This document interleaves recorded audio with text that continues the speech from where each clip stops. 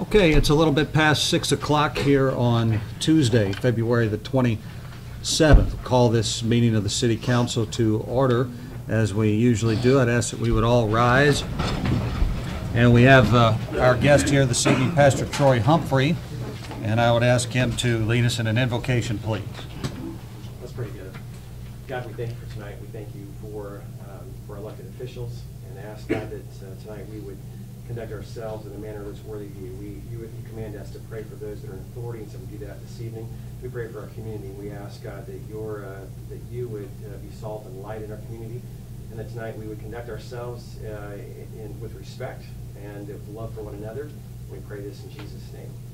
Amen. Amen. Pledge of Allegiance. I pledge allegiance to the flag of the United States of America and to the republic for which it stands, one nation, under God, indivisible, with liberty and justice for all. Thank you, Pastor.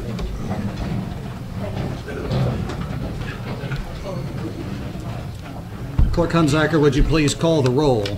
Alderman Hughes. Here. Alderman Jay. Curry Winsmith. Say here. Do I? If they're not here, do I call their name? Yes. Alderman Brown.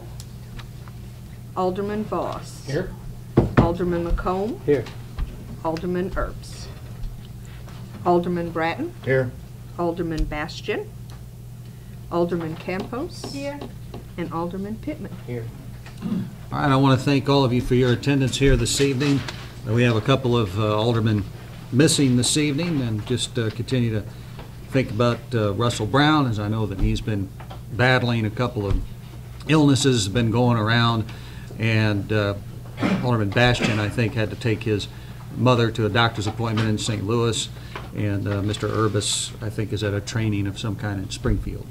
So we'll be praying for safe travels for him and for the others as well. On our agenda, as we get into it this evening, we have up first, and we appreciate him taking the time to come to the meeting tonight. I know that he has a bit of a drive to get here, and that's Mr. Joe Capias from Admiral Parkway. And Joe, of course, is doing a development at the corner of 13 and 127, and I'd give him the floor to give us an update. We have a podium there, Joe, if you want to use it. Okay. Thank you. It's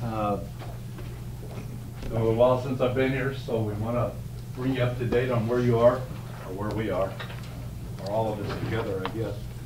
The Holiday Inn drawings will be complete by Friday and resubmitted to IHG in Atlanta. I brought some floor plans that you all can look at if you choose to, but it's the rooms are pretty much the same on each floor. We've got 75 rooms.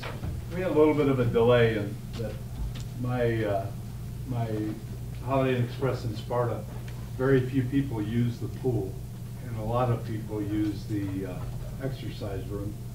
And the pool is a lot of humidity, and personally I just don't like it.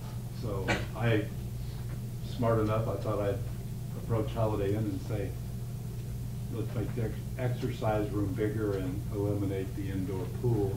And we got some positive response initially, but when it went through the whole process, basically they rejected that and said they have to be consistent brand-wise throughout the country. So I wasted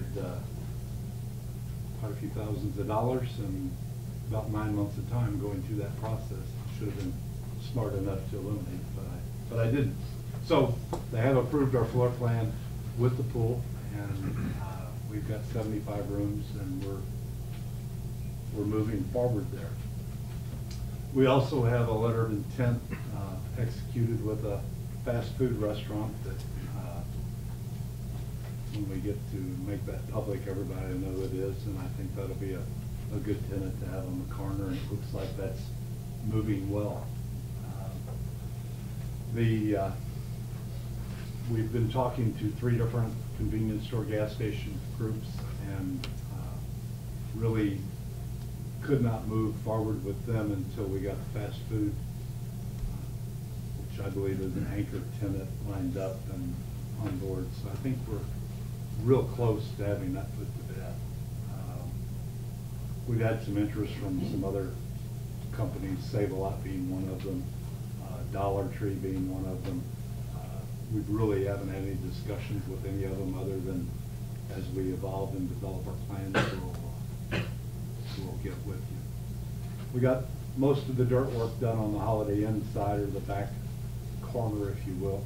I stopped by there just briefly this evening. It looks like it's doing what it's supposed to.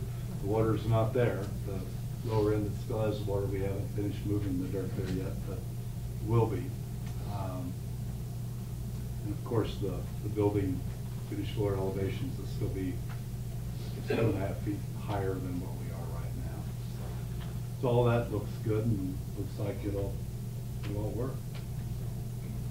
With that, can I answer any questions? Joe, I guess my only question would be, I know you and I communicate all the time, and I appreciate how much. You're a real pain in the butt. Well, that's probably you do a good job. That's probably the highest compliment I can get.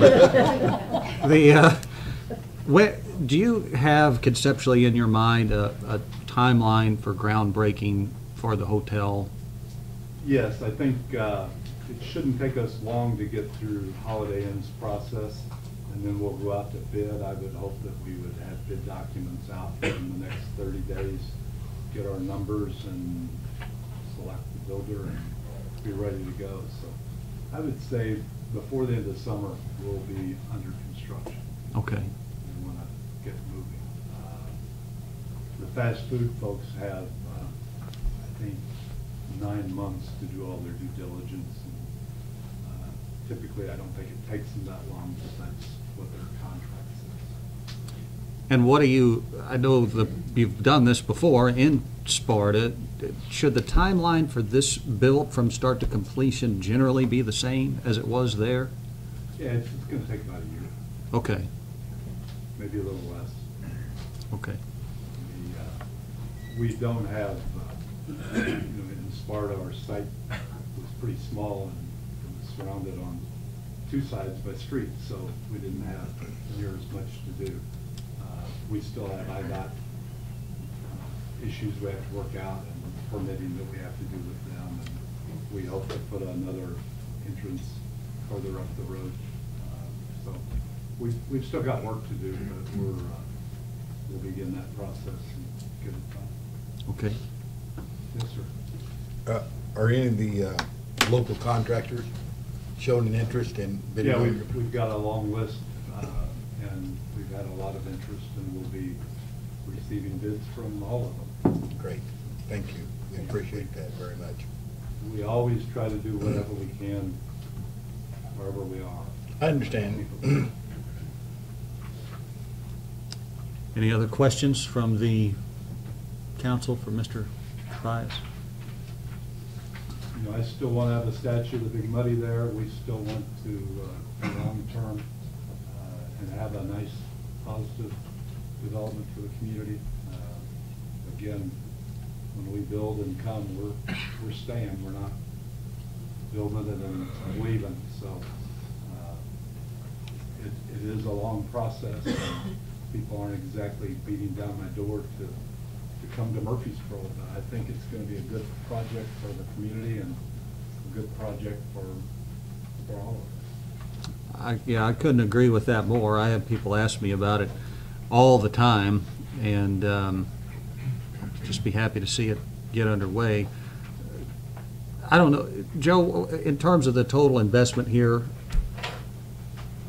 the ballpark number, I know we've talked about this before, but It's in the way up in the millions. You know, we're a typical shopping center ends up being the $10 million range. Hotels end up being $7 million. You know, it really depends on who we get in there. But, yeah. you know, it'll be way up there as long as the banks are dumb enough to give me the money. We got some local banks too. Yeah. Yeah. Well, I do business with some of them already. Yeah. They get an interest check every month. Yeah. I don't like it just sitting there empty any more than the rest of y'all do. It just Right. raises my cost. Sure. We're gonna get it done. And the pain in the butt comment is really a compliment. You know, I told you early on. appreciate that. You know, you're really the reason we're here, the interest you expressed and the follow-up that you made, is what really made it all happen, so we appreciate that. And I don't want Thank to you. hijack your meeting, does anybody out here have any questions while I'm here? I can answer anything. If not, I'll exit stage right. All right. Thank you, Joe, Thanks so much. Safe travel. Appreciate it Thank you. being Thanks a here. lot. Yes.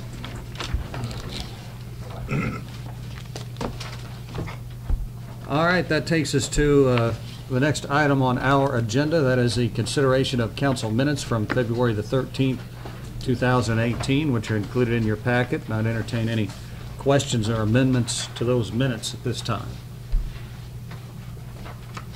Entertain a motion to approve the minutes. So moved. I'll second that. All right. We have a motion and a second. All in favor signify by saying aye. Aye. Opposed? Motion carries.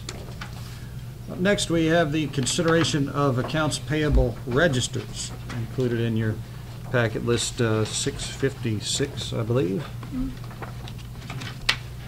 Questions on the bills? Remember, Sandra's not here this evening. All right, Ms. Campos? Page 2, we have a repair light for 2,700. I assume that this was a traffic signal because it's Brown Electric. Was this out? Which traffic signal It's a got run traffic over? light. What page is it on, Page 2. That's the one, 2,300 and something? Yes. Yeah. That's 700. That's the one out at Walmart.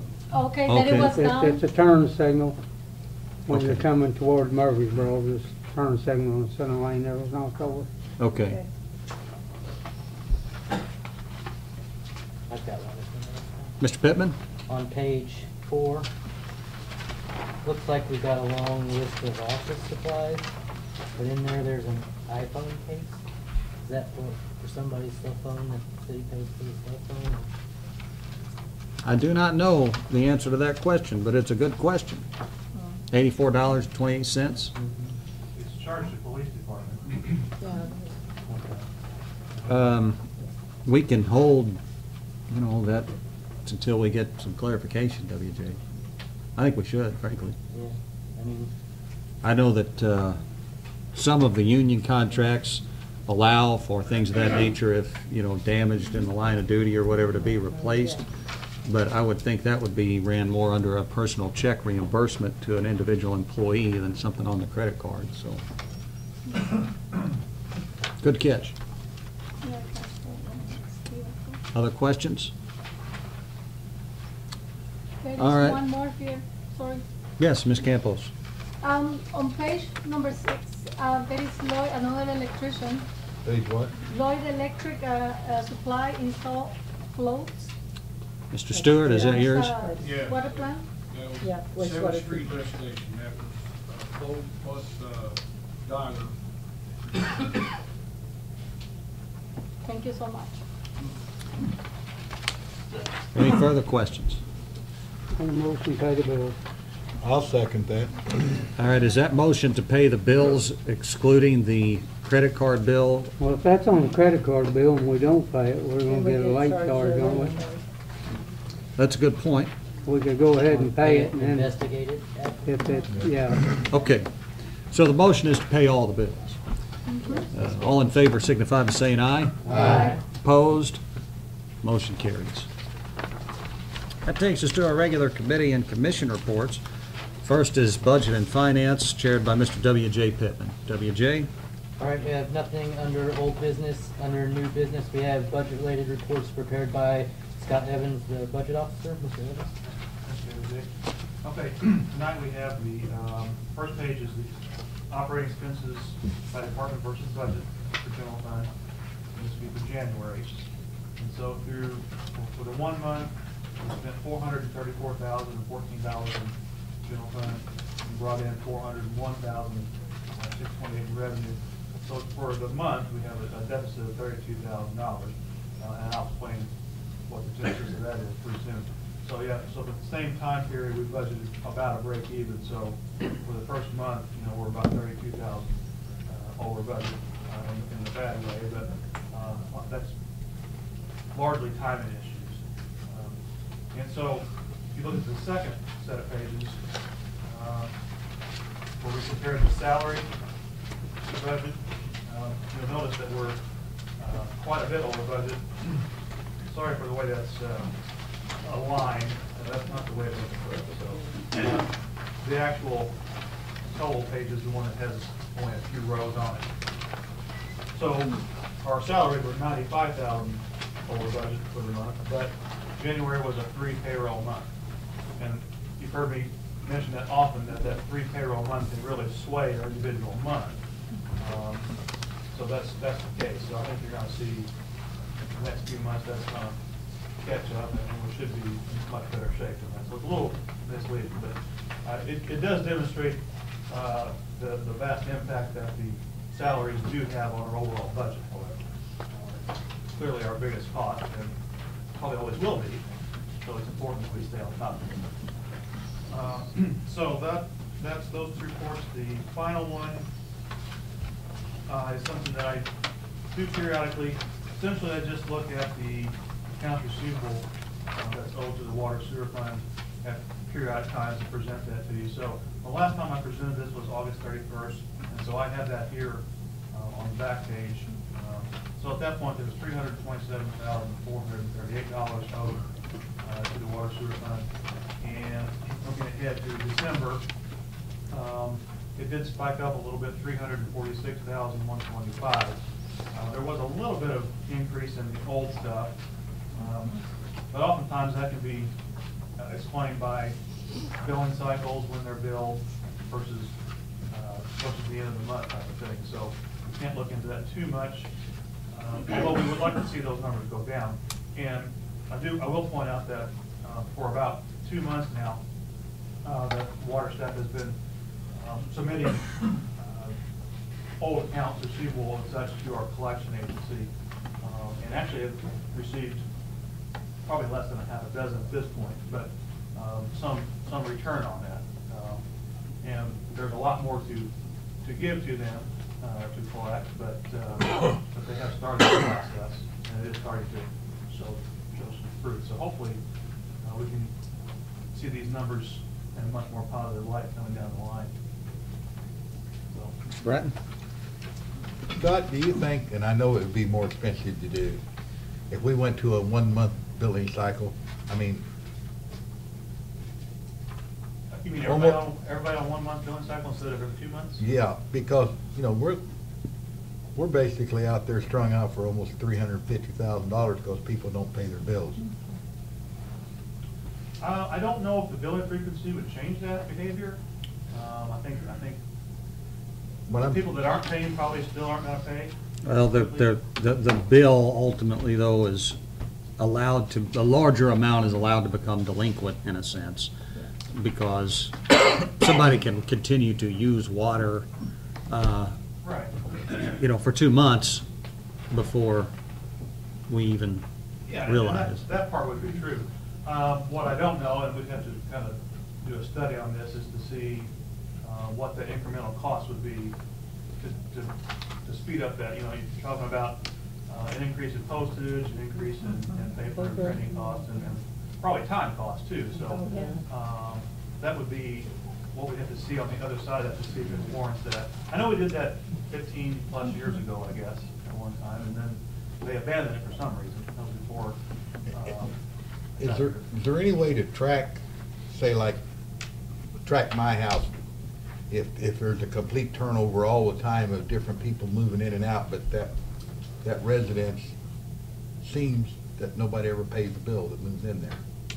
Yeah, they could look at a particular address, Yeah. and it will list former tenants, former owners, that type of thing, and if there's still balances due. Yeah. And now with this new thing that we passed 3 or 4 years ago, that I think I was the only one that voted against it, that the landlord's actually responsible for the water and sewer bill, I would have thought that, and I don't really see that much of a decline in our loss per year, I guess. And I know it's, you know, you can't push the magic button, or you'd pushed it a long time ago to Well, collect the money, but. And a lot of these questions are things that only the billing staff can answer, because, you know, I don't sit there with them all day and see what they're doing too. So, I mean, a lot of those questions could be answered by them, because they do it every day, all day, so. But I can find out. I think that it's a big enough issue, or at least it is with me, that we do some research and try to, you know, nothing else, have a roundtable discussion and bounce silly ideas off. And maybe one of my silly ideas, by golly, will spark somebody that's smart and come up with a solution to it, you know. But you know, $350,000 is a lot of money, especially for the city that doesn't have a whole lot of tax Well, base. but 200,000 of it, Danny, is within 30 days. I mean, that's the current billing. Yeah, But but we're running But an average. 39.50% is anything from 121 to 999, which I think is a high amount. But that's what I want to ask Scott, is if that's an unreasonable amount. I think it is.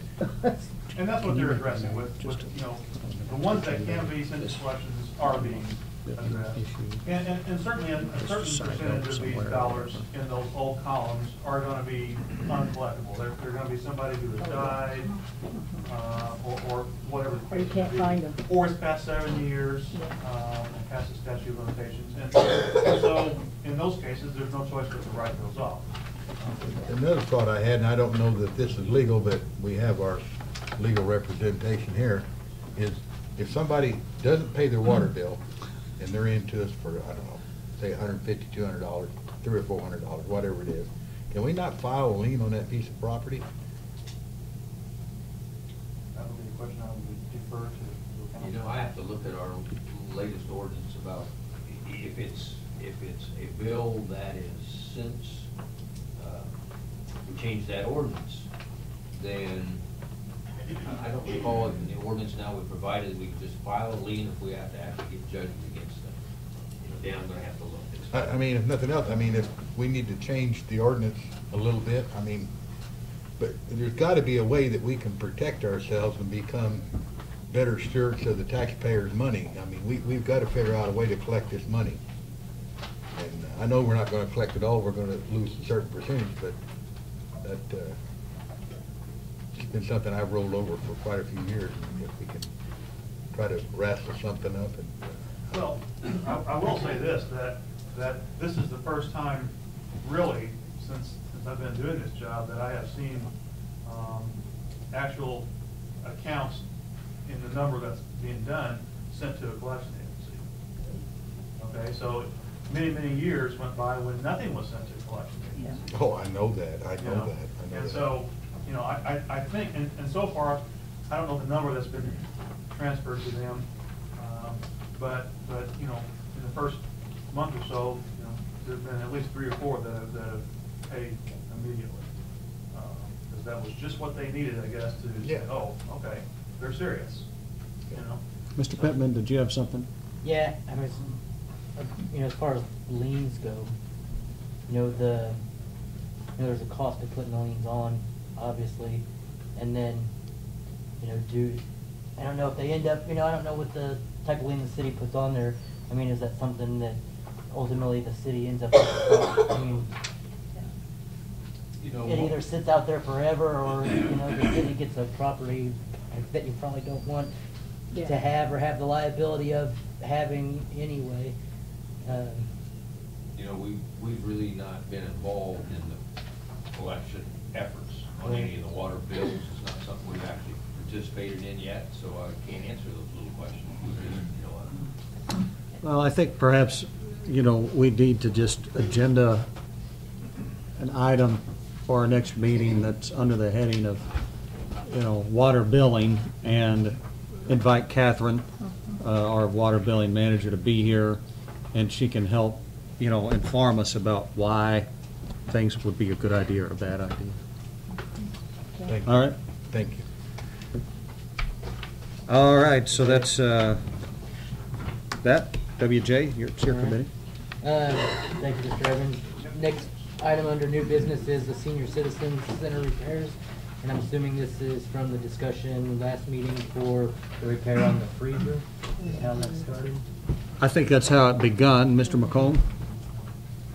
In the senior citizen meeting the other day, they figured anything on the equipment in there, that the city would be repairing it, because if they close the place down, everything in the building goes to the city anyway. You know, if they happen to lose it and have to close down, everything inside the doors in the building belongs to the city. It don't belong to them up there. That's straight from the meeting we had last week up there. I serve on their council too, and that's why they're figuring if they walked out of that building tomorrow, that freezer, all the kitchen equipment, the ice boxes, the stoves, all the furniture belongs to the city. It don't belong to anybody up there. So that's. WJ? I know with the freezer, it's probably a time sensitive, you know, you can't wait for, you know, somebody at the city to, okay, you know, the repairs being done, but is there, if that's the case, is there a process set in place for them to go through someone on the city level to? Well, I had told Joe in the meeting that Crane had no longer had a service contract with the city, and he wasn't aware of that, what he said, that or he would have called Boss. He said they had Boss back and forth on one of the air conditioners, went out there, and it was 2 weeks before they got anything straightened out. Ended up only being a wire loop. But I told him that, you know, he should call Sandra the next time and kind of set something up so we could get somebody else there for him. Is it, Gary, I have a question. Would it be reasonable to have a contract with them that states all that, like we do with the rec center and the park district? Well, now Joe knows that the Boss has our service contractor and he's doing it. His hourly wages, what he bid, was a lot cheaper than what it is. But when we get a bill when they do something, we also need to look at that bill before we pay it and make for sure they're sticking with the hourly wages they told us. You know, it don't go from $40 to $90. He bid it in at a certain price on labor. We need to make sure that's stuck to on our contract. And that's why he got it. He was a lot cheaper. And they're does local. anybody have any thought process, anybody else about a contract? Well, Danny, do you want to comment on that? I think if for nothing else, just for clarity, we ought to have something in writing to what we're going to take care of, what they're responsible for. That way, there's no misunderstanding, and everybody's got a guideline. We know that what we're going to pay for, they know what they're going to pay for, and then make it a lot simpler and it'd be professional. I mean, would you suppose that the Senior Citizens Council should draft something for us to consider, Gary? And then, or do you want, you know, should this originate with us and they consider it? What I'd say, if you're going to want to draft a contract, the city draft it up and I can present it, because I'm on their building and grounds too. Although I know they did put new floors in there and stuff, I think, on their dime, not on the city. They got new floors up front, new floors in the offices. Yeah, I would just say this, I guess, and that's that, you know, we have sort of stepped back from the bus service and some of our obligations there, and I don't want to see us continue to step back from every obligation there. The senior citizens, I don't know, I asked too much of Scott to pull things, but I think it's maybe $5,000 of our annual budget or something of that nature in total now. I think it was 6,500 last. I don't know what we lowered it to. I know it's somewhere between $5,000 to $6,000. Well, you can't go by this year's budget because it's $49,000 because we got to pay for that roof money that we collected already. So, Well, from the insurance. yeah, but typically I think it is about 5 or 6, and then a separate line for the gas. Well, that's zero now. Yeah, so I'd say 5 or 6 would cut it pretty close. So, I mean, you know, $5,000 a year out of a $5 million budget isn't a whole lot to commit to, you know, serving not just seniors, but frankly, some of our, you know, the whole community in a way, and also some folks that, you know, are on the lower rungs of the economic ladder. So, you know, I would just say that as we approach this, let's try to approach it realizing that I personally don't think we need to pull back there too much more. One thing we don't do anymore, we don't spend any money on the van. We're not buying gas for the van where we bought before. If you Right. look at that, they're on their own for tires, insurance, and I know they pay the drivers about $10 an hour, and they open up at 8:30 and quit at 3:30. So, you know, they do serve the plate lunches up there every day. You have to order the day before. And they don't, their biggest fundraiser is Apple Festival that they have. Now, they have a dance. I think it's the last Thursday of the month. They have a dance where they make a little money there, not much, but they don't have it. They got their resale shop in the back. We can go in there and buy clothes and stuff, and they sell everything pretty cheap because it's donated to them. That's their fundraisers. They're limited to that. You know. And I don't, of course, like I say, I serve on their council too, and I don't think we should be squeezing them that much. Mr. Voss? Well, and I don't think that, doesn't seem like anyone is suggesting that we don't take care of it or we look for opportunities to save, but rather just for clarity on what we're responsible for. Yeah. And so I think that's the whole reason that this conversation started, was that we were unaware that we would be kind of continuing to take care of that, and again, just looking for what we're responsible for. I don't think anyone is interested in kind of pulling back on that, but rather just knowing what Yeah. we need to take care of.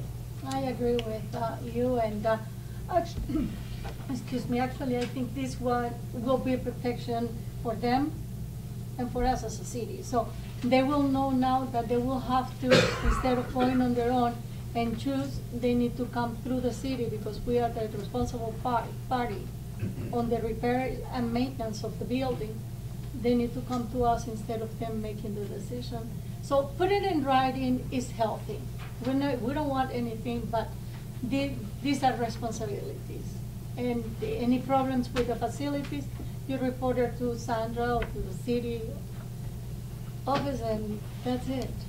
Well, I guess if it is pleases the council, Gary, would you like, you and I maybe could get together between now and the next meeting and sort of hash out a few bullet points on the senior hall, and maybe we can get with our city attorney so it, you know, isn't in crayon, and bring it back to the council for consideration. That's fine.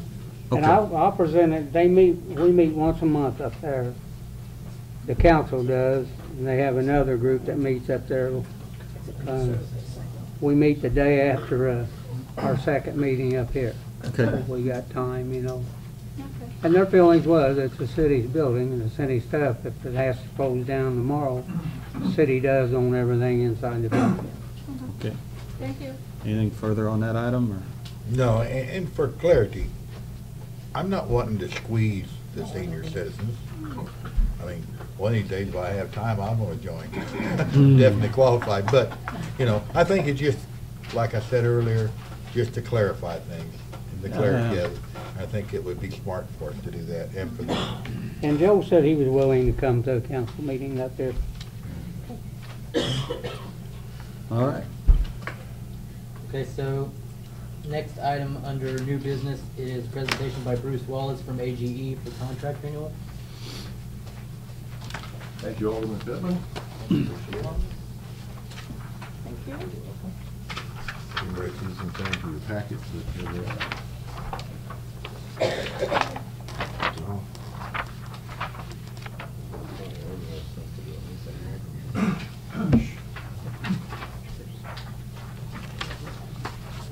First of all, thank you for being our client for the past 4 years. It's time to renew your contract. The reason that we're doing it a little bit early this time around is that we anticipate a price increase in April.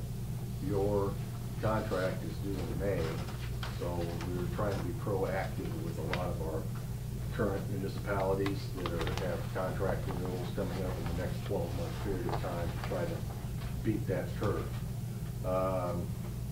You'll see here on the pricing sheet, this is typically, we typically price with 6 different suppliers. I am going to draw your attention to something which almost never happens, or I should say it rarely happens, and that is we have 2 particular suppliers that have identical pricing on the 12, 24, and 36-month contract terms. I've seen that happen 3 times. This is the 3rd time in the last 2.5 years. So it's very rare that that happens. Now, as you can see, the pricing, your current pricing is just a little over 5 cents per kilowatt hour. It's 5.085, and that was a 24-month term. And your typical, your 24-month term here is 4.768, which is a savings of about, on this particular, on your first one here is about $5,000 annually. So you're going to have, you're going to be to the good of about $5,000. The second sheet is priced separately. Now the first sheet, the first sheet includes the 36 accounts of the city all together, all the commercial accounts together. Yes. The second page is for the street lighting only. Street lighting is bid separately because it gets a preferred rate through Ameren. And you can see that it's a lower rate. Because it's a street lighting rate, they do that for all municipalities. That rate at a 24-month term is 3.801. You currently pay 4.2 cents per kilowatt hour, and that would save you about $1,500 annually. So, a 24-month term, if that's the one you would select, of course, that's entirely up to the, you know, the will of the council. A 24-month term would be about $6,500 annual savings. Now, the reason we're doing this now, as I mentioned earlier, is because we expect a portion of the kilowatt hour pricing to go up. It's called the capacity price. The capacity auction happens every April, and we expect that to go up, which would force, of course, the per kilowatt hour pricing to go up as well. So by delaying action, it could be just the reverse, because there will be a day of reckoning. And probably it's going to happen sometime this year, probably in April. So next year or 2 years from now, if you choose the 24-month term and I come here, we might be just the opposite. It might be $4,000 or $5,000 or $6,000 additional. So I just wanted to try to be proactive, and that's the reason I wanted to get in front of the council this evening.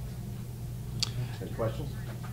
How do you choose when you have 2 that are the same? Well, that's a good question. I'm glad I actually had a note for that. Your current contract is with AEP. Yes. And you see that AEP is one of those 2, the other being Homefield. We're going to recommend that you stay with AEP because you're already familiar with the contract. It's the same contract that you have currently. Going with Homefield will be a new contract, which I assume the city attorney would want. Residences have, or most of them have Homefield that are, the residences, not commercial ones. A lot of them are Homefield. Correct. That's correct. That's our, contract with that. That's correct.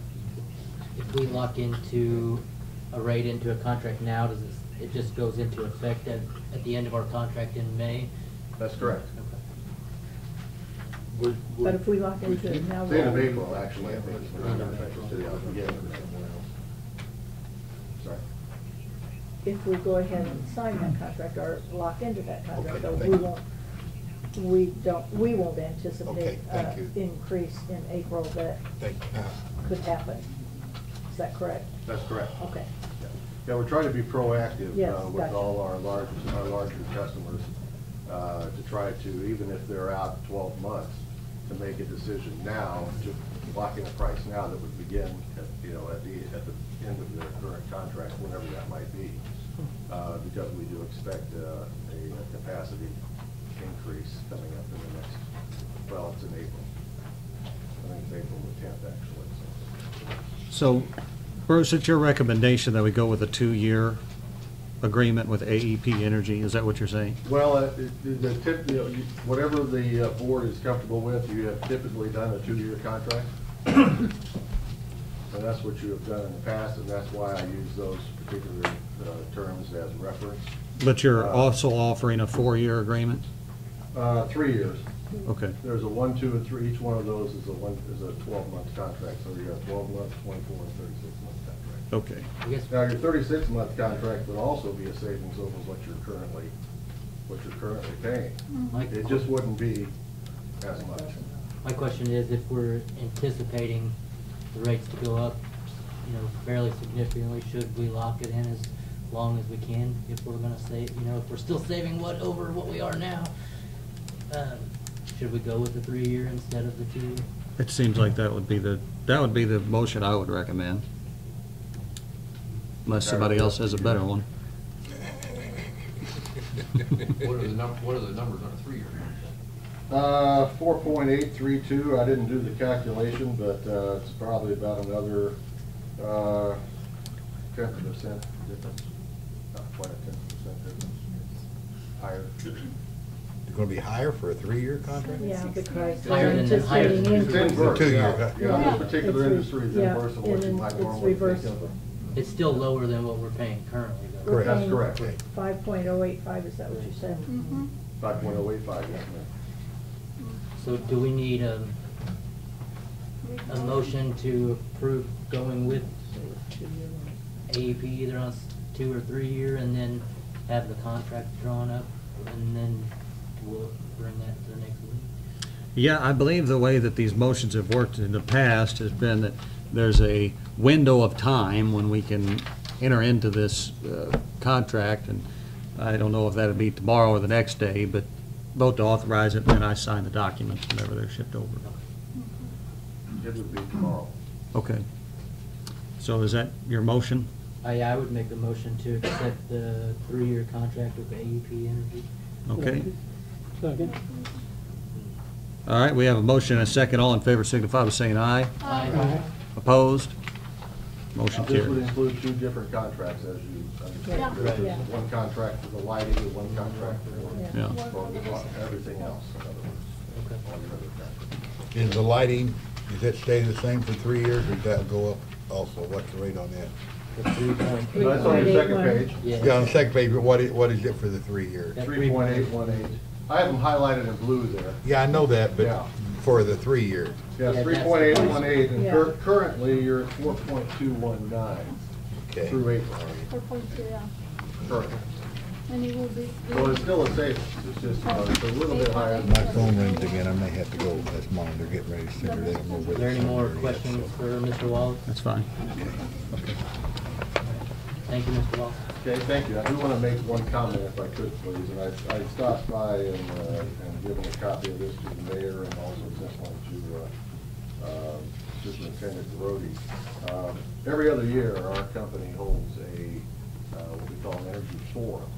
And we invite folks from Ameren and Constellation, some of our suppliers, and they give the benefit of their knowledge on how municipalities, industry, can save money through grant programs, rebate programs that they offer for cost savings. It's free of charge. We hold that this year at Lynn Lake College. It's March the 6th, and inviting those of you that might be interested to come. It's free of charge. We just ask that you register. I have the information. I think the mayor also has the information in the city. And we'd like to see some folks from Murphysboro municipality or the school district to show up for that. Okay, thank All you. right, Thank you. thank you. Thank you. Are there any other public comments under budget and finance? No public comments, we can move out of budget and finance. All right, that takes us out of budget finance. I know we got several people here standing. We do have, I know nobody wants to sit in the front row, but we do have a few seats up front, if you wouldn't mind. It would also help other people as they come in be able to come in. So if you can find a seat, we would There's appreciate still a few that. more up here. But,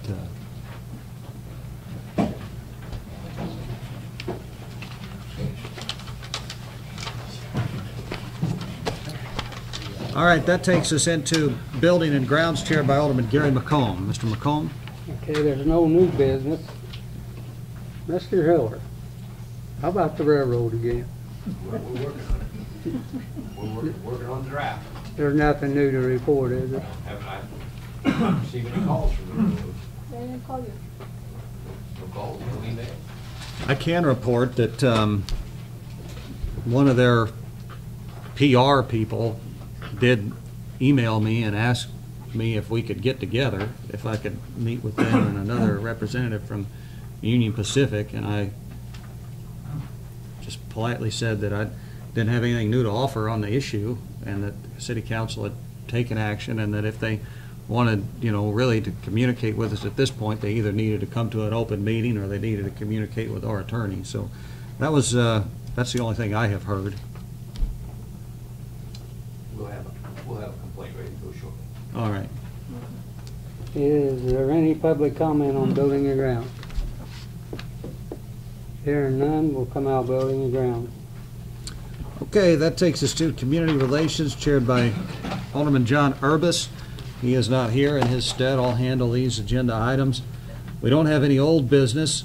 Under new business, we have a item that I will touch on here just momentarily. The Community Collaboration Commission is what I'm calling it. It could be called anything.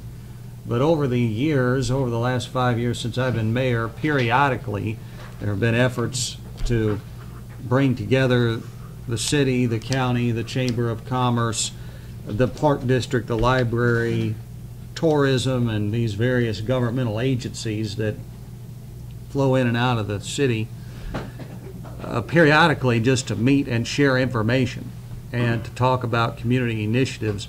And these things kind of come and go as directors change and whatever. I would like to see in city ordinance a commission like this cemented in city ordinance by saying that, I don't know, maybe 2 times a year that a representative from these different governing bodies in Murphysboro shall meet at the city council chambers to discuss issues relevant to the city. And I guess my question is really for the city attorney first and then for the council, and that's that we have a variety of different commissions in city ordinance, and I suppose something like that would be drafted and presented like any other ordinance that we consider. Yeah, we could enact a new ordinance with a new commission and give it authority and give it power, give it its duty. You're talking about public meetings, I would assume. Right. Otherwise, you get into open meetings act questions if you have too many of the council present. But it's just a matter of establishing the ordinance. I'm assuming you wouldn't want an ordinance that made it mandatory and had a penalty for somebody who didn't show up. No, and I don't think this would, You're be not some going sort that of. direction. You're setting up a commission. Right, and I'm not asking for, for these members to be paid or anything of that nature. I don't want to create another budget line, but I just think that this would be a good thing for the community. And so at this point, it's the one question I have is I had down the Chamber of Commerce, obviously the city, the county, the Park District, maybe the library, tourism. Who am I forgetting? We do like ministerial School alliance district? on that? The school I'd district? like ministerial alliance on that. That certainly the Ministerial Alliance could be a part of it. Jackson Growth Alliance. Jackson Growth Alliance. Yeah. I'm sorry? Someone else have something? Transportation? Jackson County Mass Transit. Mm-hmm.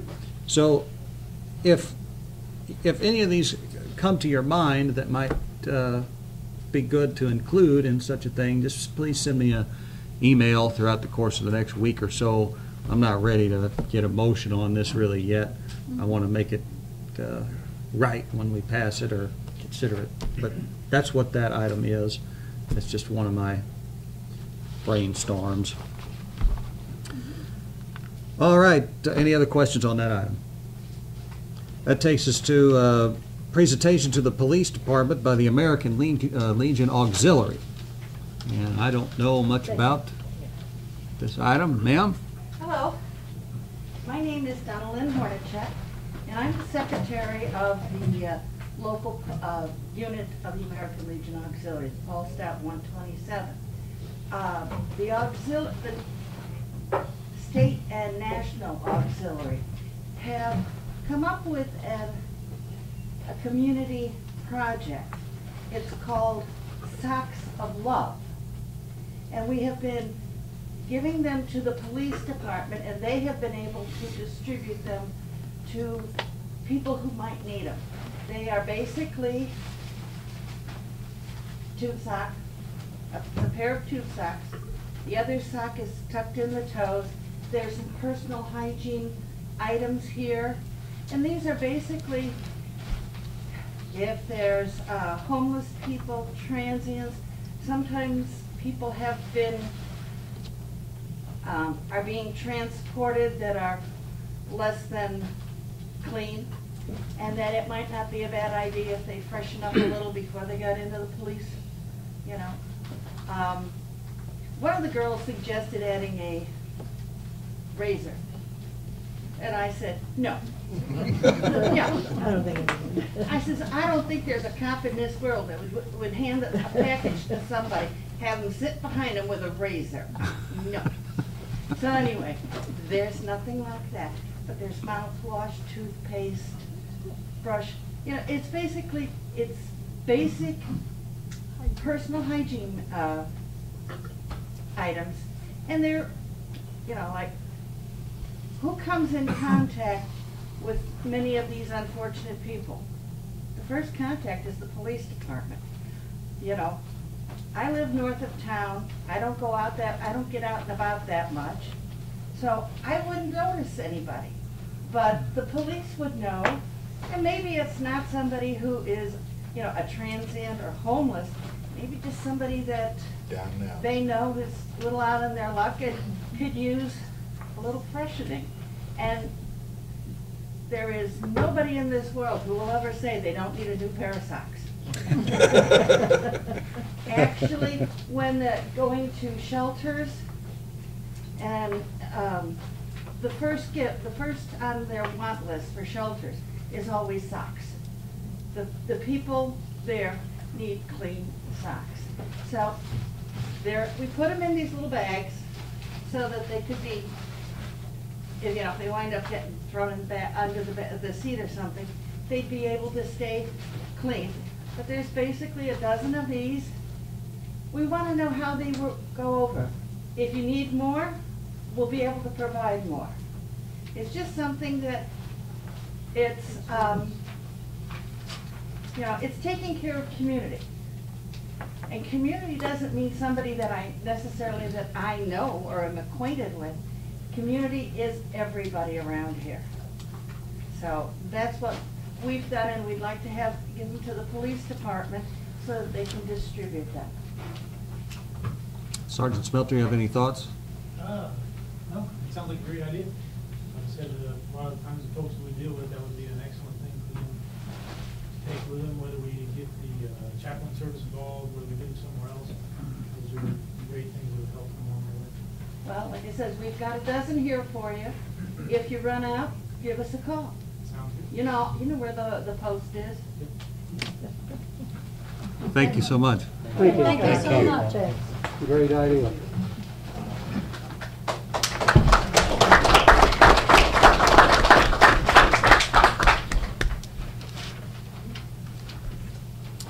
Again, thank you very much for that presentation. We appreciate it greatly.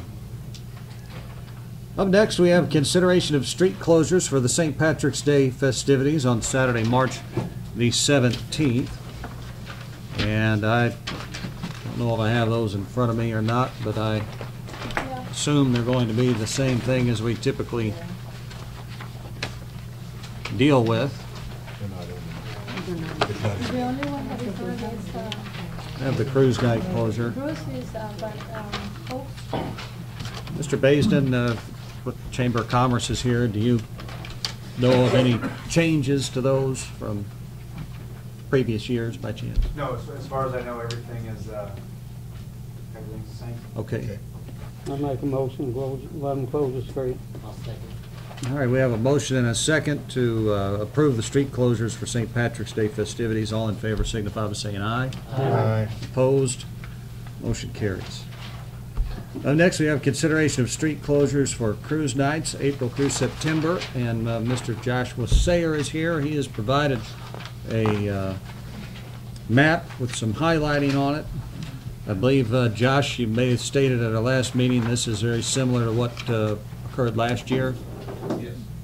Same thing? Yeah, it's the same as we did last year. Okay. No changes to it. I make that motion. I'll second Oh, it. okay, good. All right, we have a motion and a second to approve the street closures for cruise night. All in favor signify by saying aye. Aye. Opposed? Motion carries. Josh, thank you for being here. Appreciate it. Thank you all.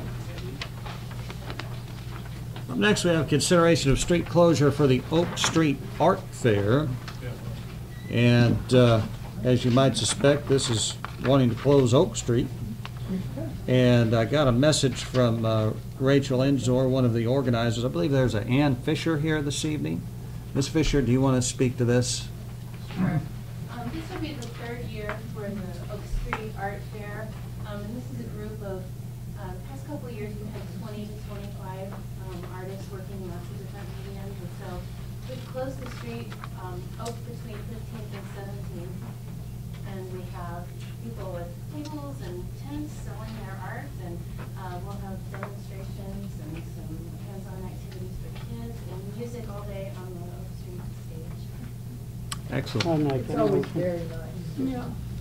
I'll second that motion. Motion by Alderman McComb, second by Alderman Bratton to approve the street closure for the Oak Street Art Fair. All in favor signify by saying aye. Aye. Opposed? Motion carries. Up next, we have a consideration of street closure for Brews Brothers Tap Room on Saturday, June the 9th. Do we have a representative here from Brews Brothers? I do not think that we do. I make that motion. I got a question. Mr. Bratton? And what they said they would like to request a noise ordinance.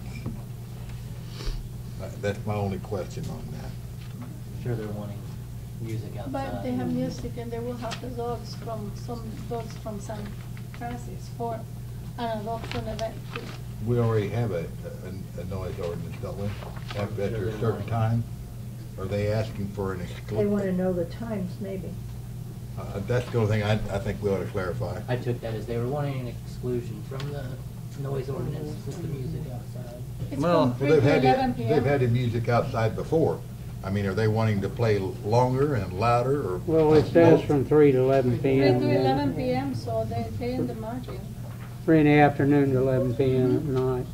I think they just didn't really know what they were asking for. Okay, I mean, I'm not trying to throw a No, cog but in it's a the good wheel, but- question. I think Yeah. our ordinance currently says that it has to stop at 11 p.m. I think it does. say- So, as it's presented, it doesn't violate our current ordinance. No. So, But I'll make the motion. Second. all right, we have a motion and a second to approve the street closure for Brews Brothers Tap Room for Saturday, June 9th. All in favor, signify by saying aye. Aye. Opposed? Motion carries. All right, is there any public comment? Wait a minute, Mayor, you have another one that is, What have I could do missed? this afternoon, that you may want to do the street closure for, the Oh. sports shop. Okay? Yes. You need a copy of that? No, you did give that to me, Yes. thank you. Yes. This is a item that was brought to my attention today by Ms. Hughes, and the Murphysboro Sports Resale Shop on South 6th Street would like to close that street from Mm-hmm. Walnut Street essentially to the exit from KFC, just the area essentially in front of their business and maybe a little more, because they are going to have a one-year anniversary event there. They are wanting to have Chris Sloan, who's a musician. They say one or two coaches from SIU and a few basketball players may be there. They're trying to get the food truck to show up, and they've Correct. got the Boys and Girls Club from Carbondale wanting to volunteer and some various other things. My only They can take her? issue with this is that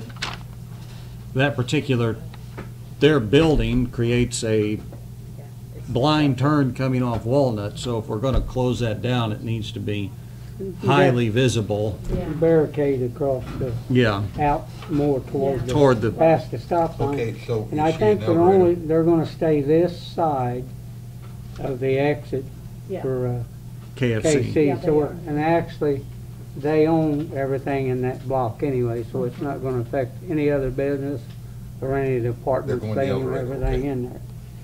Is there anything that we could perhaps You don't happen to have a phone put up number handy for on that, do you? Walnut, like a half a I can block get it off the ahead? internet. I can get it off the internet. Like Don't worry a about it. sign that says no right turn next block or, Okay, so that's Faro? oh, okay. So we can't, Could you spell that for me? I'm sorry. Okay. although there's one Uh-huh. that, maybe IDOT did, that was down by, where F-E-R-R-E-L. Okay. the tire Okay. place used All to right. be, that empty place That's about fine. the. Thank you Now, did very we much. put I that up, or did appreciate you. the, Bye-bye. IDOT put that up? What are you talking about? It's something like that, I mean, I guess I'm not aware of where you're talking. okay. You know where Mike's building the new plant to, Mike Mills is building the new plant to do the bottling? Yeah, we didn't put anything. You up. didn't put anything We up. provided them with the barricade as far as that. Down there, but the block before that says road work ahead or something, or work ahead, that's IDOT. Well, we've got a couple meetings Okay. before this event, and I think that we will get it approved. What are the dates, Um, I'm sorry? I'd make a motion to approve that street closure reform, we've done the rest of them. What is the date, Well, I'm sorry? it's not on the agenda, so, I mean, I think I, as mayor, have the authority to close down streets. So if I want to direct our street department foreman to do that, I can take the advice of the council, essentially, but we can't vote on this item Okay. because it's not on the agenda. Do we have time for the next meeting? Yeah, the It's event's April not the till 7th. April the We should have 2 more 7th. meetings, actually. April So 7th? let's put it on the agenda for our next meeting and make sure we clear all The the, only problem is that, I mean, there's advertising Yeah. that's going to start through Saluki, mm-hmm. Yeah. and we want to start advertising, so an event would work.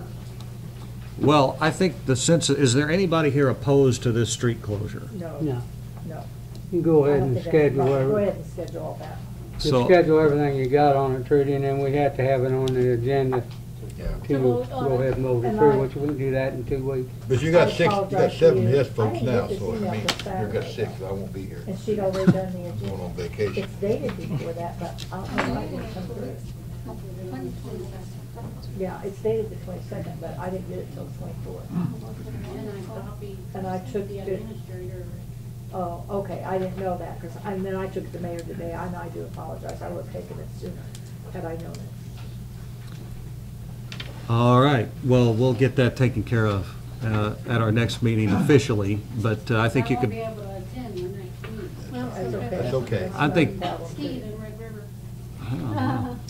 Don't want to change that for you. I wouldn't want you to. That sounds more, What is the time, though? the time on the 10 to event. 4.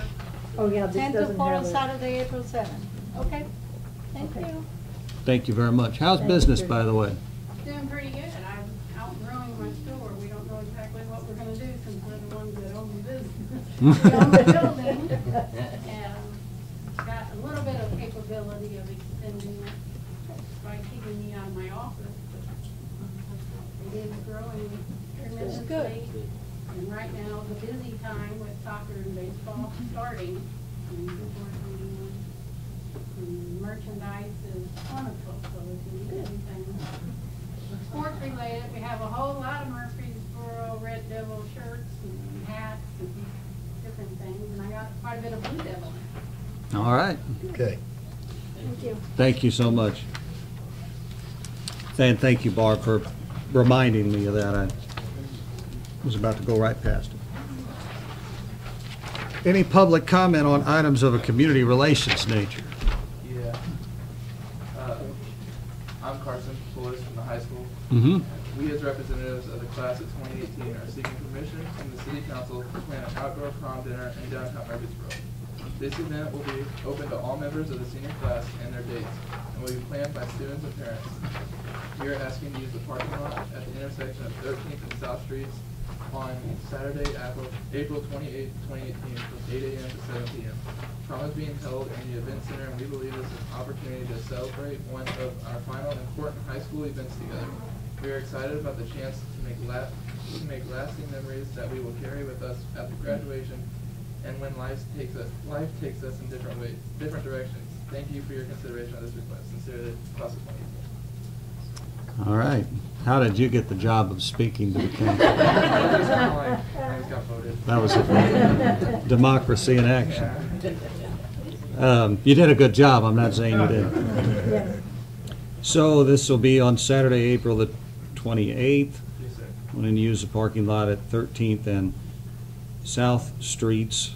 And this is a lot, I think we just approved the essentially use of it for cruise nights, I think. It's on the first Saturday. Is that on a Saturday, not this Saturday?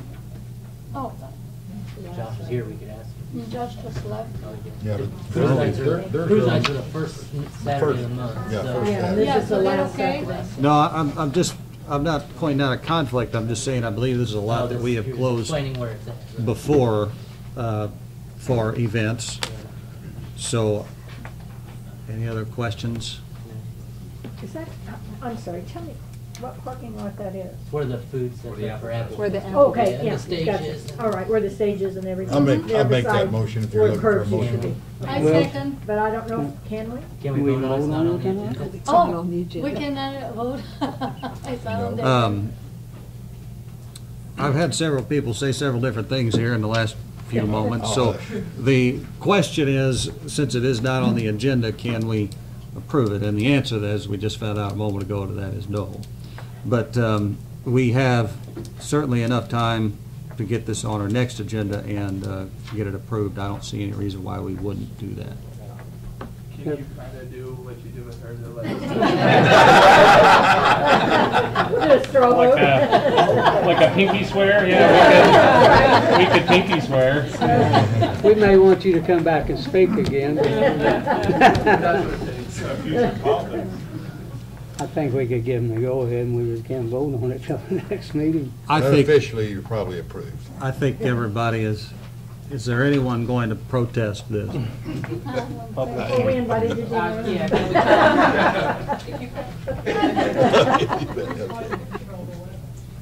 I'd say you could move forward Yeah. with confidence that it'll be approved at our next meeting. Thank you. Yeah, I don't know. All right, thank you so much. Thank you. Appreciate you being here. All right, what did I do with my agenda? All right, thank you for that. Any other public comment on items of a community relations nature? All right, hearing none, seeing none, we'll come out of that and go to public improvement. It's chaired by Alderman Mike Bastian. He is not here this evening. We have no items for action under his committee anyway, so that makes that easy. No old business, no new business, any public comment concerning a public improvement item. Hearing none, seeing none, we'll come out of that and go to Public Works, chaired by Mr. Dan Bratton. Dan? Okay, under Public Works, we have nothing under old business. Under new business, discussion regarding the maintenance on North 16th, and I believe Alderman Campos asked. Yeah, checking out, I go around my work often, and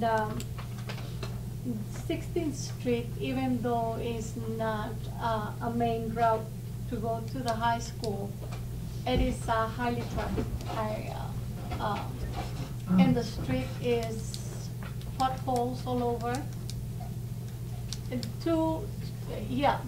it is a lot of traffic and it needs some maintenance, especially in the corners.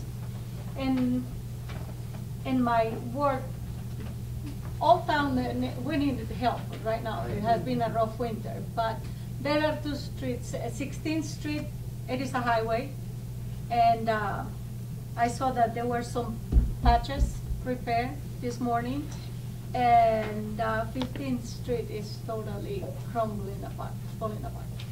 15th, yes. You take from Walnut Street to Grace, and the street is basically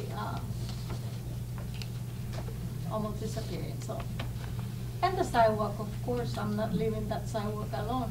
But 16th Street is on the agenda, and we need to see if we can do some repairs before it gets worse. So, Gloria, I think if we're really going to consider this, the council's going to have to vote either to have Darren evaluate from spot A on the street to, to B, and get some kind of numbers together as to what it's going to cost to make the repairs that you suggest are needed. Darren, she mentioned that there's some patches went in out there. Darren, you're our street department foreman. Do you have any thoughts on that particular stretch? Or?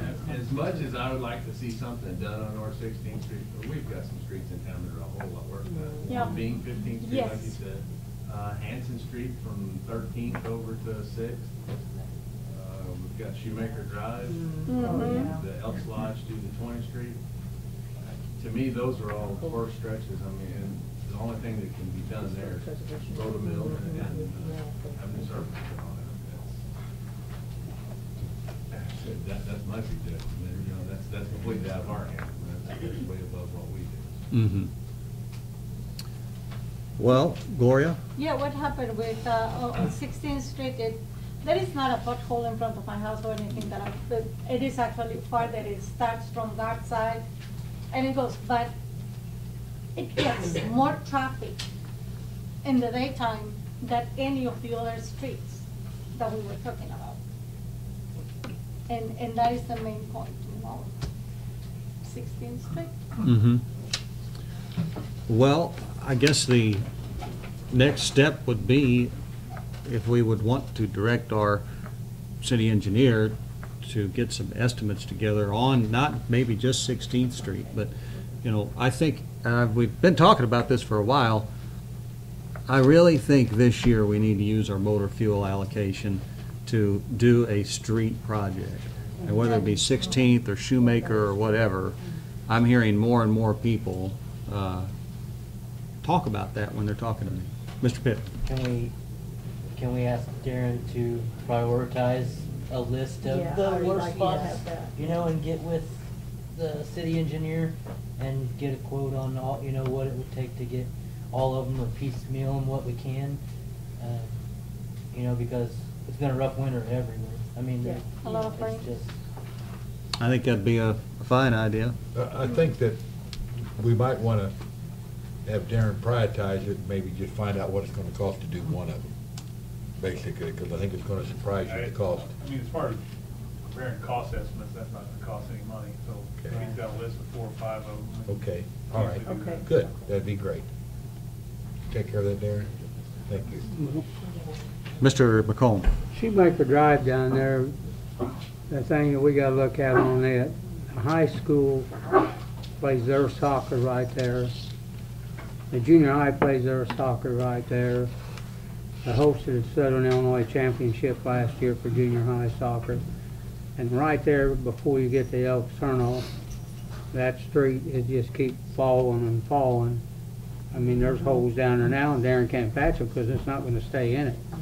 But even if you done from the Elks parking lot to 20th Street, would improve that down there. Something terrible. There was a drain there that we might have to do something with to get the water off that street better, because that street gets underwater right there. Well, it's been And bad we have since that building was torn down and all the equipment and trucks were in and out of there Yeah, for a long you're right. time. Yeah, that's- We have a lot of people going to the Elks and the little soccer fields that, you know, it just make it look a lot better down there and a better program than them. We don't do much for the baseball or soccer in town, and they're pretty well self-funded, but I know they can't afford to fix the street either. Yeah. Mayor? Yes, ma'am. What are the chances of actually allocating the chip and oil money to repair the city streets and forget about the alleys for a little bit? Because the streets are used by all our community, the alleys basically by the residents and the trash pickup company. That's So- just a vote of the council. I mean, we can direct that. You know, we have for a long time made good improvements to our alleys, and I forget who it was. I think Chuck Eversole told me this morning at Cindy B's, he said our alleys look like interstates and our streets look like alleys. Yeah. And I said, well, that's one man's assessment, but it's just what he had to say about it. So, I mean, I think there's some thought process out there that there are some of these streets that really need help. I would like to make a motion to allocate the money from the chip and oil to repair streets in town. And figure- I'd like to have a list for. I'd like to It's long. just ask you to hold off on that motion and table that till next meeting to give the people in here, they may, in their different wards, they may see different streets and whatever, Right. and give us time to roll this over in our minds and stuff, and we still have time to do that. Oh, yeah, it's just to use that money to repair I know streets that, in but- general, not just 16th Street. Oh, I know that, but that's And all. not alleys. But that's also taking the money out of the alleys that we haven't did. I'm not saying we shouldn't do exactly what you asked. Mhm. What I'm saying is, or asking you to, if you would consider to hold that motion until the next meeting. Well, in and 2 weeks. I think one other thing is that we might be able, again, I think we've kind of learned the same civic lesson here the third time in one meeting, but we have an agenda item that says we're going to talk about maintenance on North 16th Street, and the discussion has kind of evolved to where we're wanting to make a motion on reallocated motor fuel, and we probably need to have a agenda item that talks about Okay. that so we can act on that. We may find out that we can't put much of a dent into it, then we've allocated the money to the streets that we can't Yeah. do much other than. But I agree with you, Gloria, I just Mhm. procedurally, I think we need to, So I need to withdraw my motion okay. Okay. with a broken heart. I give you a hand for But I 9:30. would, then I would like to bring that to the next meeting. All right. Yeah, well, let's make sure we get that on the agenda for next For meeting. next meeting. Okay. Any other council members on that part? Okay, the other part we have is discussion regarding the purchase of a new truck for the wastewater treatment plant. The truck we have now has a little over 280,000 miles on it. We've already spent over $3,000 in repairs this year. Last year, Mr. Stewart, we spent what, 5,000 or 6,000 on it? Well, the amount last year was between 4 and 5 grand. 4 and Now, 5. This year, we've only spent less than 1,000 on it so Oh. far. But it's very close to having some more major work done to it. Okay. So, But we're only 2 months into the year and he's spent Yeah. $1,000 Yeah. already, so. So, and this truck breaks down frequently, and they need a 3/4 ton, 4-wheel drive. It's got we bought a new utility type bed and put on that truck about 3 to 4 years ago. That bed's still in good shape, so we can take it off and have it put on and, so, Well, let me say something on that. If we go through a state bid, we can't do that. Our bid fits a Dodge truck, so oh, state bids or Fords, it will not fit. We can get a bid from Dodge maybe on just a chassis. But I think the thing we need to think about with this old truck is what do you want to do with it? Right now, the bed's worth more than the truck is. So if we leave the bed on it, you might get a couple grand for it selling it. You take the bed off of it, you got an old chassis that you're basically not gonna do nothing out of it. So it's just, however we want to work it, I mean, I'll be glad to get a bid for Dodge on using that bid, however you want to work it. Did you weren't able to, of course, you weren't able to get what, approximate price on what? On the state bid, it's, the price is around $27,000. And that includes the bed like we have now? That does not, that includes a regular bed like it's on Darren's and Tim's truck. Okay. I've checked and I can't see through the state bid where you can get a bed like we have. But I'm still looking. It may be such a thing that Tim Lee or one of his trucks may be able to use that bed. I don't know. Does anyone happen to remember what we paid for that bed? Yes, Okay. about $5,500. About 5,000, that's what I was thinking, yeah. Mr. Pittman, did you have something? So we're, Yeah, I was just gonna ask, I mean, I know you never know when it's gonna break down, but is that something that we could, ask Mr. Hollow to find some money out there for a vehicle, like some vehicle like that, or is that something that, is that process, I mean, I don't know how long that process takes. I know he's supposed to be in here next month, correct? You're right, no. I mean, is it on it's I mean, it's on its last leg, or is it Well, I something? can't answer that Right. question. It's in bad shape. I wouldn't expect you to, I might ask you. I wished I could. 280. Yeah. 80,000 miles. 280,000. Almost 300,000. Almost 80. It's on its last if my calculation's right, we're talking about $32,000. And since I won't be at the next meeting, I wanted to make sure I got that brought up tonight. Well, I think we should go ahead and authorize Jim to bring back two things. I think one would be if we can, did you say we cannot get a state bid that'll match the current bed that you've got, right, Jim?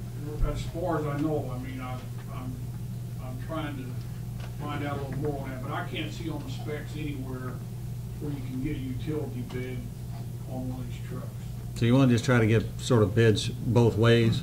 Yeah, get one from Dodge maybe that you could use it on. And then bring us the other one, we can do that comparable? Sure. And move from there?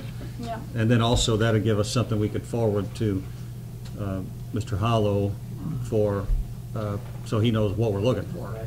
And if it's something that he says is gonna take 6 months to get a grant for, we probably can't wait that long. Or something. No, But no, if, no. but it's at least worth looking, I think. I think that's a good idea.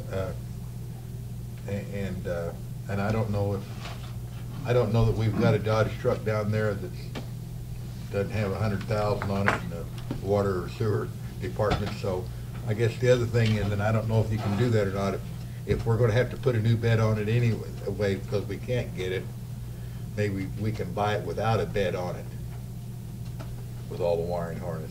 You mean the state bid? They, Uh-huh. yeah. Can you buy one without a bed? I'll check. I mean, I don't know. I mean, if we can save $1,000 rather than just set it out someplace in the field. Give it to the Logan Museum, he probably drove it. The thing with the bed on this old truck is it's gonna sell. Okay, That okay. depends on what you wanna do with Yeah. that. Well, I see where you're coming from. Yeah. But what I was saying is through the state bid, if you can buy the trucks that we need, and we're gonna have to put a utility bed on it, we can buy without the regular standard bed and save money. I think we ought to explore that option. I'll get that lined up. Okay. We have any other questions from the council?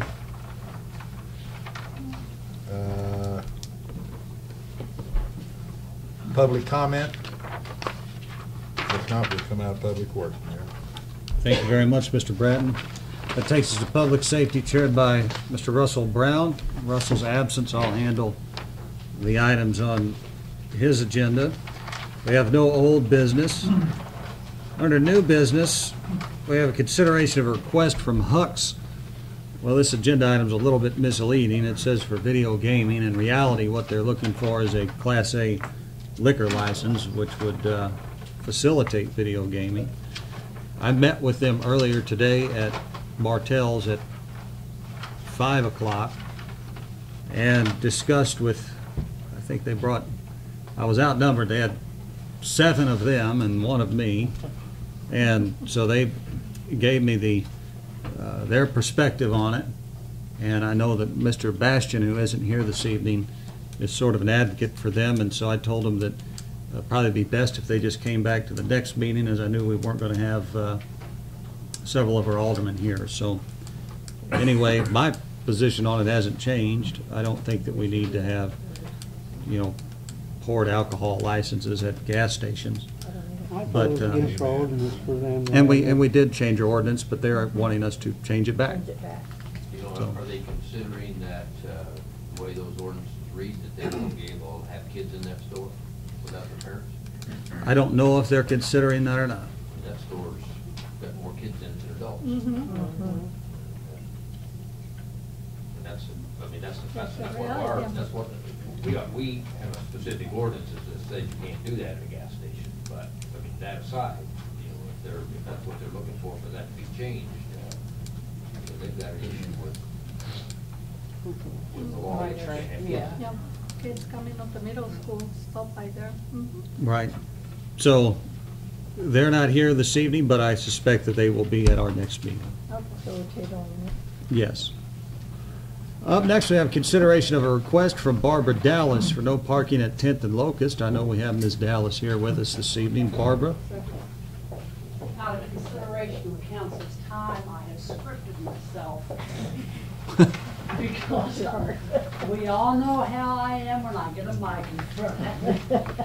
My name is Barbara Bach Dallas, and I would like to request no parking signs be placed on the east side of 10th Street, just north of Locust Street, facing north.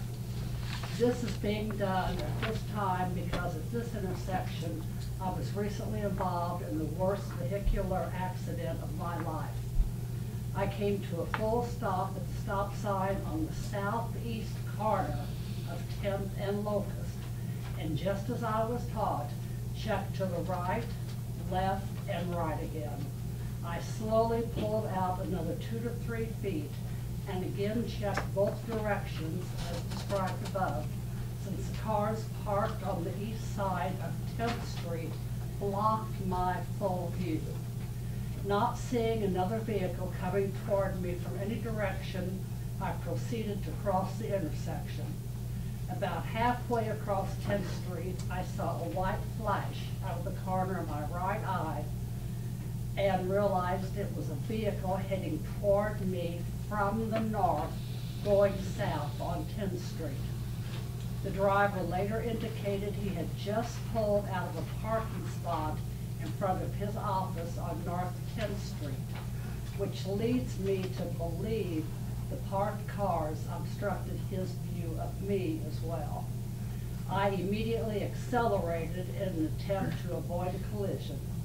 Unfortunately, the white truck hit my car and pushed it into the street sign, and more importantly, the utility pole on the northwest corner of 10th and Locust Streets in front of Spears. My vehicle ended up perpendicular across Locust Street.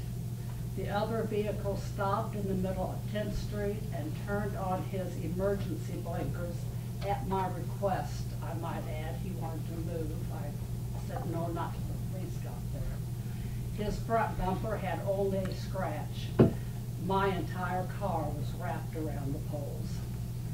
My personal opinion and strong recommendation is that vehicles not be allowed to park in the last 2 places on 10th Street facing north. I truly believe no parking signs or sign on that end of 10th Street would have prevented this accident and will prevent more in the future. My further suggestion is this be done as soon as possible, so no one else will have to experience the trauma and financial and the lifelong physical pains, not to mention the totaling of a nicer vehicle than I ever thought I would own. And if I had not been driving a car as durable as the one I was, a Mercedes-Benz, it probably would have gotten me too. Thank you for your time, and feel free to ask any questions you might have to clarify my request. Sergeant Smelter, I know you reviewed the area today. Do you have thoughts on the issue? Definitely not be opposed to having a no parking there in front of that. There is a business right there on the northeast corner. But there is also the public parking and the city parking that's available just south of the police department. So it wouldn't completely eliminate parking for the businesses. It is a very bad blind spot for both southbound and westbound traffic. The westbound Locust Street does actually have no parking signs on it already. The 10th Street is not in that area. Okay. Mr. Pittman? I was contacted by Mr. Spears yesterday. He did say he was not in favor of this. He also has that parking lot available there to him.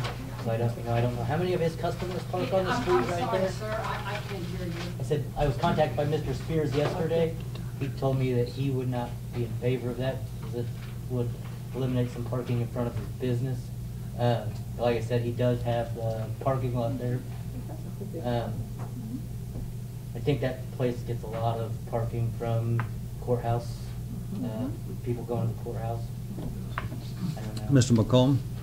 Mr. Smeller, how many wrecks have we had at that location in the last year? I would have to look through crash reports to get an exact number. But the way the building is set up there and the way that people do park in front of those businesses right there does create a blind spot. But I would have to go back to the case to get an exact number on crash. Well, I just wondered if, we're having a wreck there every 2 weeks, or once a month, or once a year, or... It's definitely not as frequent as every 2 weeks. Again, I have to look at the actual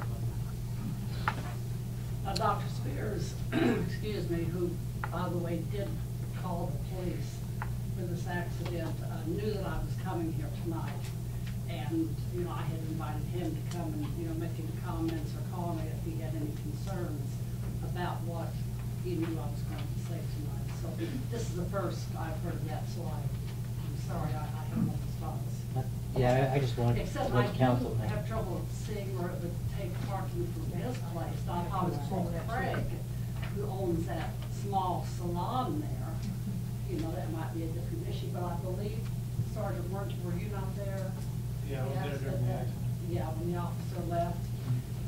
And there's that whole parking lot there on the west side of his building. Yeah, to the north of Mr. Spears' office, that's a city public parking. Yeah. What's the pleasure of the council? That's the reason not to put him up. You I'd make that a motion. You want to wait till till Sergeant Smelter can take a look and see what He the did accident take a was? look, he said.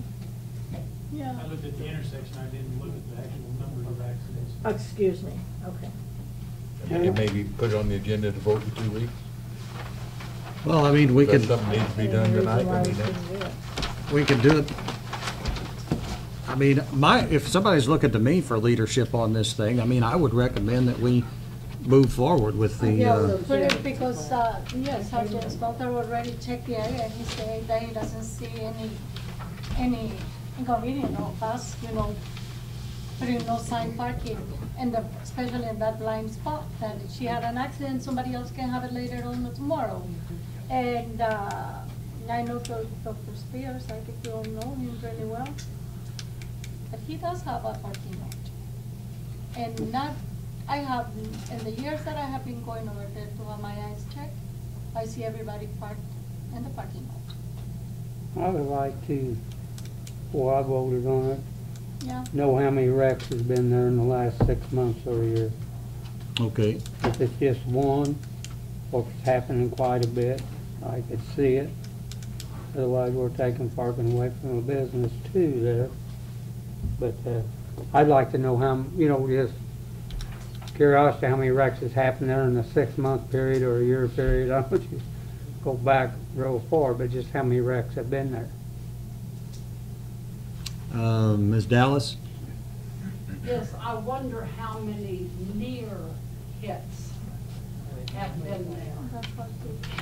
It might not be a bad idea to check with a couple of those local businesses and see if they have observed anything that could have happened but didn't. You maybe, you know, they were sharper than I was and they, you know, so.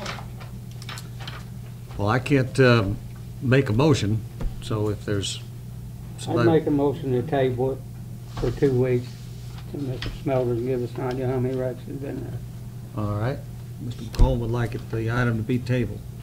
I'll second it. All right, well, all in favor signify by saying aye. Aye. Opposed? No. Opposed. Opposed. All right. I'd ask for a roll call vote on the issue of tabling that item. Alderman Hughes votes no. Alderman Hurd with 3 votes, no. I vote no. Yes. Alderman Bratton votes yes. Campos votes no. Tiffin, yes. All right. You said no. I say no. You said no, Oh, okay. from the get-go. Okay. What do we have here? We have 1, 2, 3, 4 no's and 3 yeses. All right, so we're going to continue discussion on this item, I suppose. Is there a motion to approve the no parking as I'll make that presented? motion. Second. All right, we have a motion and a second. All in favor signify by saying aye. Aye. Opposed? You Opposed. opposed? All right. I assume everyone's votes are going to remain the same as the previous, but in reverse. I would ask for a roll call vote on that item. Mrs. Hughes. Yes. Ms. Curry-Witzman. Yes. Mr. Voss. Yes. Mr. McCollum. No. Mr. Bratton. No. Ms. Campos. Yes. Mr. Pittman. No. All right. So I'm trying to count them up here. 4-3, same deal. 4-3, same. All right. So motion passes. We have Mr. Mills, how would you like to vote? I just want to get off on it, because I got turned around a few directions here. So we're talking on the north side of Locust Street, on the east side, in front of John Murphy's old building. Is that Ask correct? Mr. Smelter. The parking in question is right there on the northeast corner of that intersection. You got it right. Yeah, in front of Yeah. that business. Yep. 2 spaces. Murphy's? Two spaces. Yeah, Murphy. Is that what we're looking at? Murphy's old building. Yep. That's right in front of the beauty shop, isn't it? The beauty shop's the next building to the north, or the next storefront to the north. There's the storefront is storefront. I would say that you should just review with Okay. Mr. Smelter That's fine. and go from there. That's Ms. fine. Dallas. I'm sorry to be so vocal and kick me out or don't leave me back, that's fine. Yeah, what I was requesting was not the number of parking spaces. I mean, you know, I don't know that. I'm not saying block off 2. And you'll notice when I gave my comments, you know, I said R1, you know, in that one instance. But I would look at the professionals, you know, to sit there and see, you know, are we talking 1 or are we talking 2? I think 1 would likely increase the sight line enough in order to provide for a safer intersection. We better add that to the minutes But I and we think they vote can on make it that then, because decision. that's not what I took. So, all right. Any further discussion on that item? Hearing none, we'll move on to the consideration conversation about school shooting and security. This is a item which was placed upon the agenda, and I have to forgive me. I'm not sure if it was after I spoke with Ms. Campos. I believe it was. We were talking and you were putting it on the agenda, requesting to have it put on the agenda. And it was in light of the events around the country recently, not just in Parkland, Florida, but in previous months and years.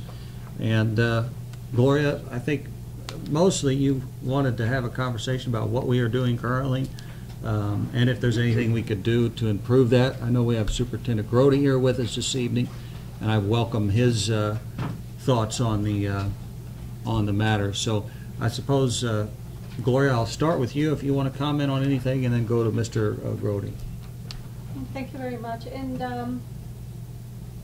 I think it's a concern not just for the students and us, the parents, and now us, some of us as our grandparents, about your safety, God.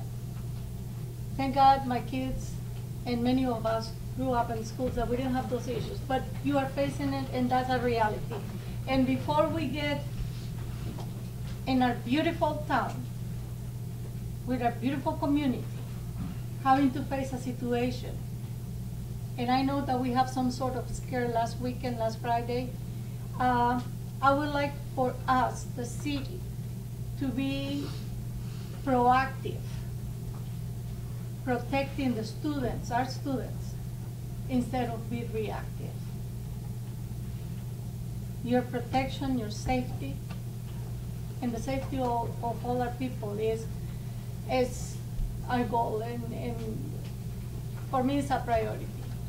And I am all for Second Amendment. No, don't take me, but I do know also what guns do. I have seen it in people. I came from a country who had a civil war, and I had the chance to see it. So, but at the same time, they do protect. So, this is what can we do as a community to help the school. I know that last year, I don't know if having the teachers being trained on that, hiring extra security in school, it might be the answer, I don't know. But we need to take action on this before we are reacting. And I know that last year, during the general election, we passed and a tax increase, a 1% tax increase for school. And then a couple months later, we were voting to pass a 1% tax increase for special projects. I think that 1% tax increase at the school district, and I'm not telling you how to spend your money, but instead of doing something else, security, we can get from that 1% that is being collected, beside the other one, provided. I don't know what you can tell us and how can we, or what can we do? Lots. You touched on a lot of things there. I can tell you with the county facility sales tax, the 1% is allowing us to change the entranceway to the high school with the, when we do the auditorium. Now in the high school, you walk in and then you have to find the office. We're gonna have a front door that actually brings you right into a vestibule that then gets you buzzed into the office. So there'll be no more wandering around the office. By the same token, we're adding an elevator to the middle school. And with the county facility sales tax, as you walk up the stairs at the middle school, at the front area, you know, you've got Mrs. Healy that welcomes you there, and she kind of buzzes you in. We've always wanted that door where that gentleman's face in bronze is hanging, a door that, because that would go into the office. And then the school, the middle school would be secured that way. But there's electrical and there's water and everything on that wall. We've never been able to do it. But with the elevator that we're going to be putting at the cafeteria side, it's going to actually come up and go into that classroom. So we're going to move the middle school office to the other side. And so now what we'll have at the middle school as well is a closed off building. So every building in the district, because of the county facility sales tax money, will be, you walk in, you're greeted in the office before you can go anywhere else. The second trick with that though is like at the high school, we need to do a better job of locking all other doors. At the middle school last year, we did the security check. I guess we have a new secretary out here or something, I don't know, but Chief Roberts had her go because no one knew her. And she knocked on the windows and one of our nice welcoming middle schoolers allowed her in. You know, and so we've got little signs that says, do not let people in on all of the doors. And Mr. Keener reminded the students, someone's knocking at the doors, don't let them in. You know, one of the problems we have is we're too friendly. The doors are open, we welcome people in, you know where the office is, it's right over there. In those days, it's good that we're friendly.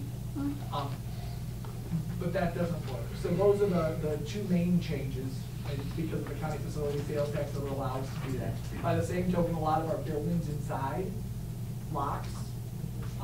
Some of them have the key, and some of them are older, and they all need to be secured. And that'll be the county facility sales tax money too that will allow us to do that. The next 2 half days, March 23rd, Jackson County Sheriff's Department, after the kids all leave, sorry kids, in the afternoon, the teachers are going to have a discussion at the middle school and the high school regarding active shooter and what needs to happen with that. Then what's going to happen is they're going to go into their classrooms, we're going to go into lockdown, and the county is actually going to be firing guns, blanks, but they're going to get the sound and the experience of what a active shooter drill would really feel like as the adult in the building. The following half day, they're going to do the same thing at Carruthers and the general. Our emergency plans, I talked to Mr. Manwaring, what was it, just today or yesterday, about the need for us to revamp those emergency plans. One of the scariest things about this whole ordeal is the student used the emergency plans against us. You know, he knew what would happen if he pulled that fire alarm. He pulled the fire alarm, and they did it. You know, there's been discussions throughout the nation as to whether or not we should even be doing emergency plans with the kids in the buildings, because we don't want the kids to know the emergency plans. The adults should know it. You know. Our emergency plans are going to need to get redone, just like every district in the nation. But it's going to come when the law enforcement agencies really do a full analysis of that. We have much more involvement with the police officers. They come in, they walk the buildings. In fact, I got a phone call just the other day, why is the police at Carruthers? I called, I'm like, what are the police doing at Carruthers? Just doing their walkthrough, man, everything's fine. Okay, good. You know, it's that small town community that allows us to know everybody. We did have a scare last week. It was a rumor mill, and our administrators talked to, I think, well over 20 various students that said that that's what they heard. None of them heard it directly from the student, saying that there was a threat. The parents were contacted.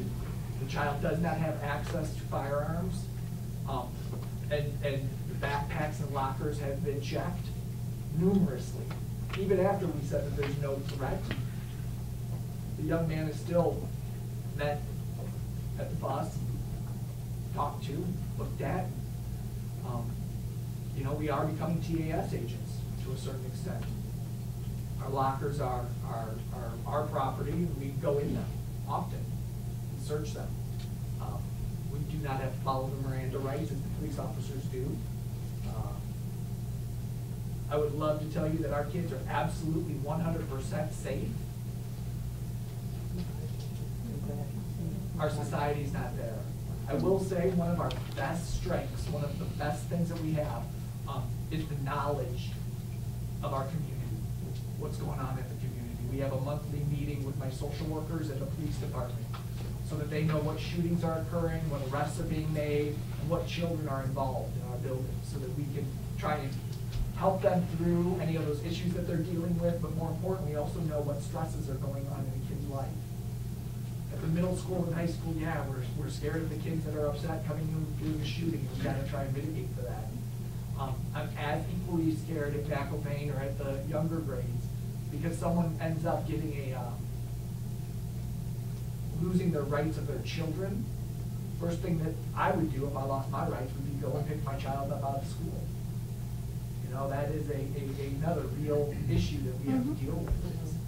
And the families need to know is when they, get custody of their kid and the custody changes, first thing they should be doing when they're leaving the courthouse is calling the school district and saying, I'm going to bring you over these papers. Do not let anybody take my child.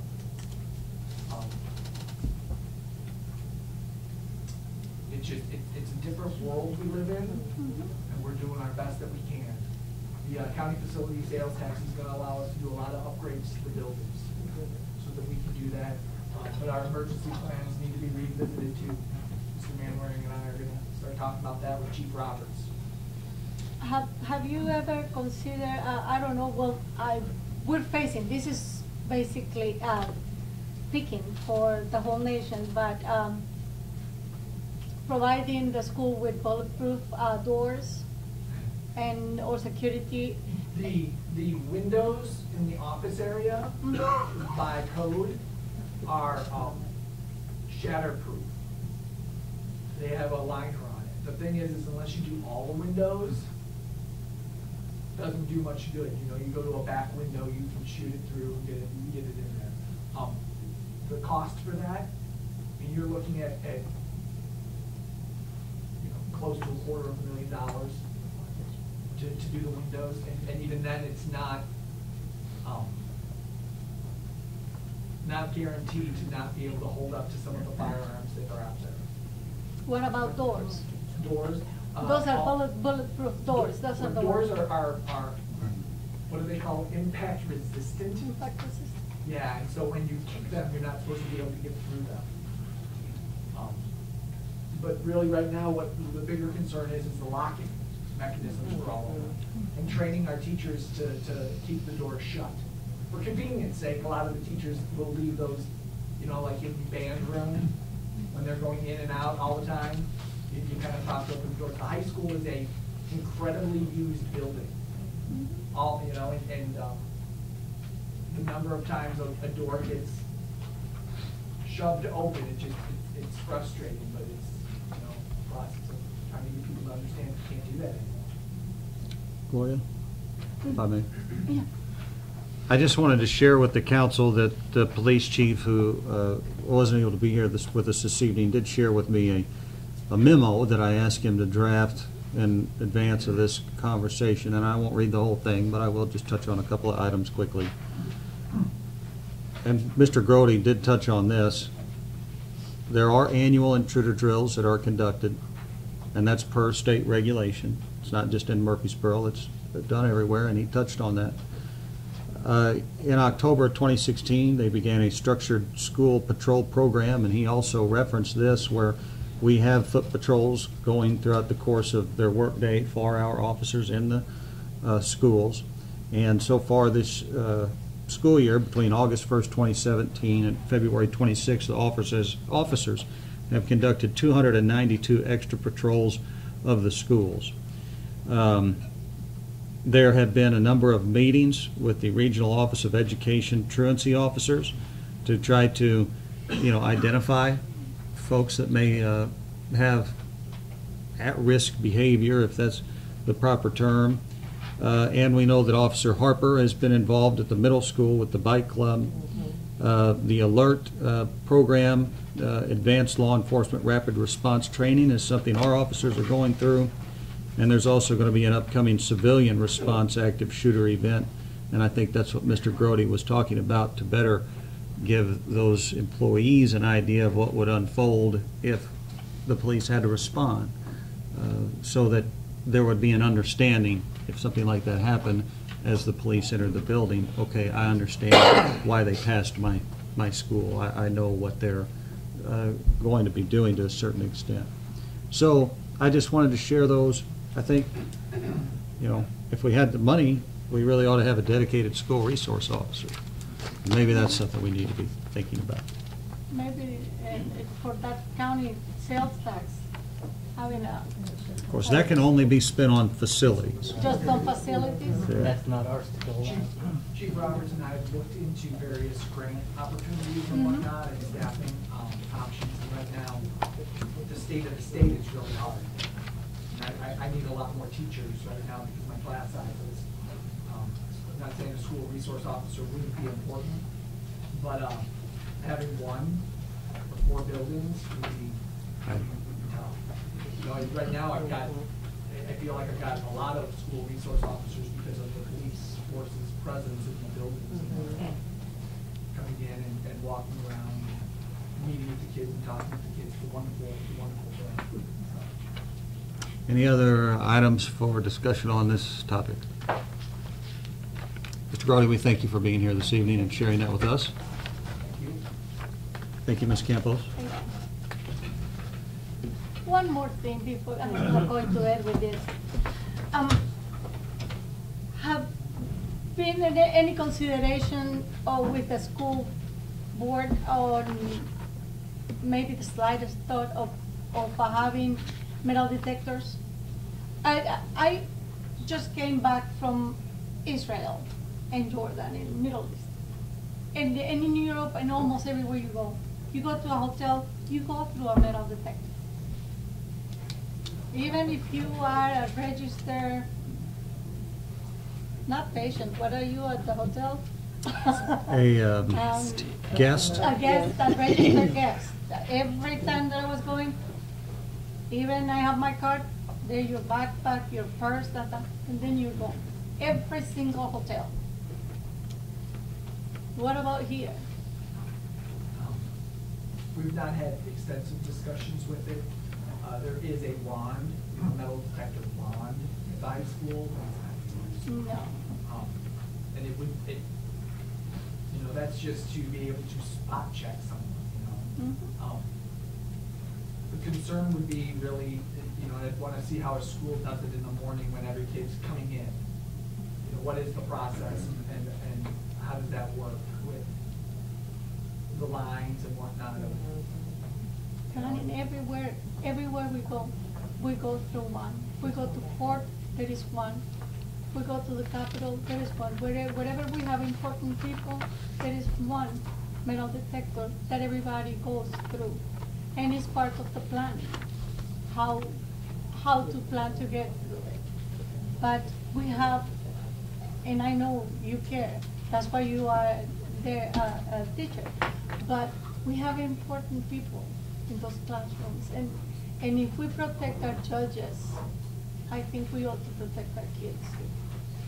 So our officer, our resource officer, and a metal detector will be ideal, not because we have an awesome community, like you say, and we are really friendly, but there is also evil. And if they know that we are prepared, they will think twice before they decide to come back. That's all. I want to be proactive and just put that in your ear. I'm writing it down. Thank you so much. I really appreciate it. Thank you, Gloria.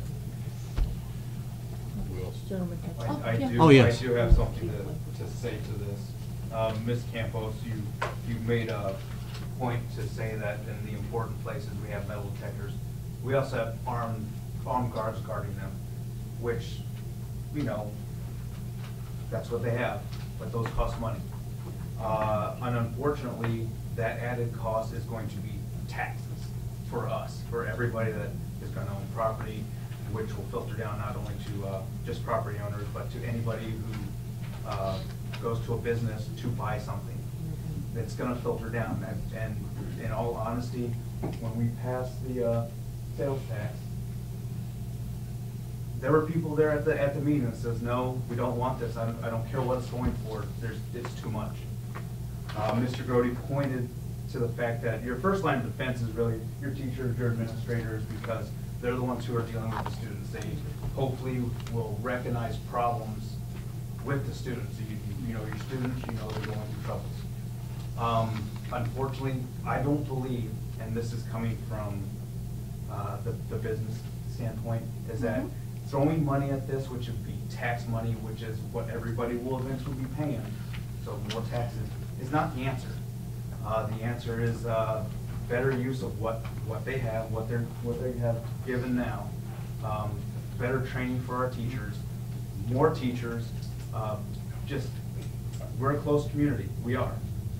So we know the kids. We know a lot of people, and Mr. Pittman can also say that during our school career, how many times were guns brought onto any of our campuses? Multiple times. Multiple we times. had a shooting at the middle school when I was there. Yes. So, unfortunately, we have to take a better stance in zero tolerance policy. We have to, because, hey, we got the important ones in here right now. It is a complex, it is a very complex issue, and it doesn't have one solution. You're right, it does not, but, I mean, especially the state that the state is in, throwing money at it is not an option really, unless you want to start taxing everybody out. The good Sounds thing like we is the metal probably- detector is facility. Sounds like we probably need to have a forum Yeah. instead of I'm glad that Mr. Grody has brought to our attention. I wanted to update the council members about what the current situation was, and we'll continue to consider this issue. Thank you so much, really appreciate it. Thank you. That moves us to the consideration of a school crossing, continuing with the school theme at 21st and Walnut.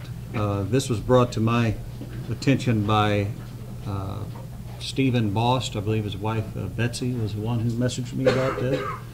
And I know Mr. Pittman was contacted as well. I think it's just an issue of a lot of kids crossing there and perhaps some close calls with traffic. So, Mr. Pittman, do you want to speak to this? Yeah, I mean, I believe your exact word was, it looked like a game of Frogger there every morning and every afternoon after school, and it's a busy, that part of Walnut Street is busy that time of morning.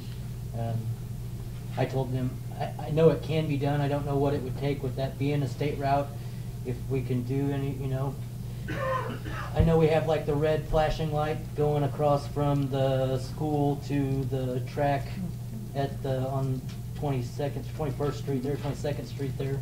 I don't know if that's a possibility, being that it's a state route.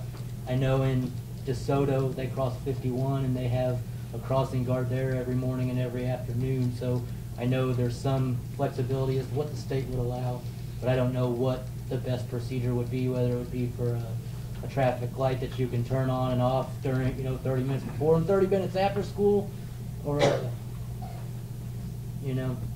I just don't know. I don't know that a crossing guard is the right way to go about it. That's another, salary and that who pays for it? Does the school district pay for it? Do we pay for it? I'm not sure. So I'm open to any discussion from council. That I know we had last year, I believe there was a student that was hit there. Can you answer that? Okay. I think I remember reading Yeah, I mean, that's something just about off of memory, trying to I believe there was, but I can't say for sure. Okay.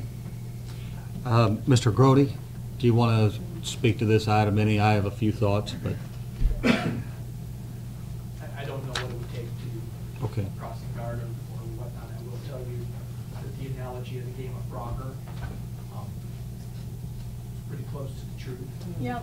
And I will say that, the flashing lights that's over there at the police aren't there. People just run Still through it drive anyway. right through it. So it's flashing lights, they flash.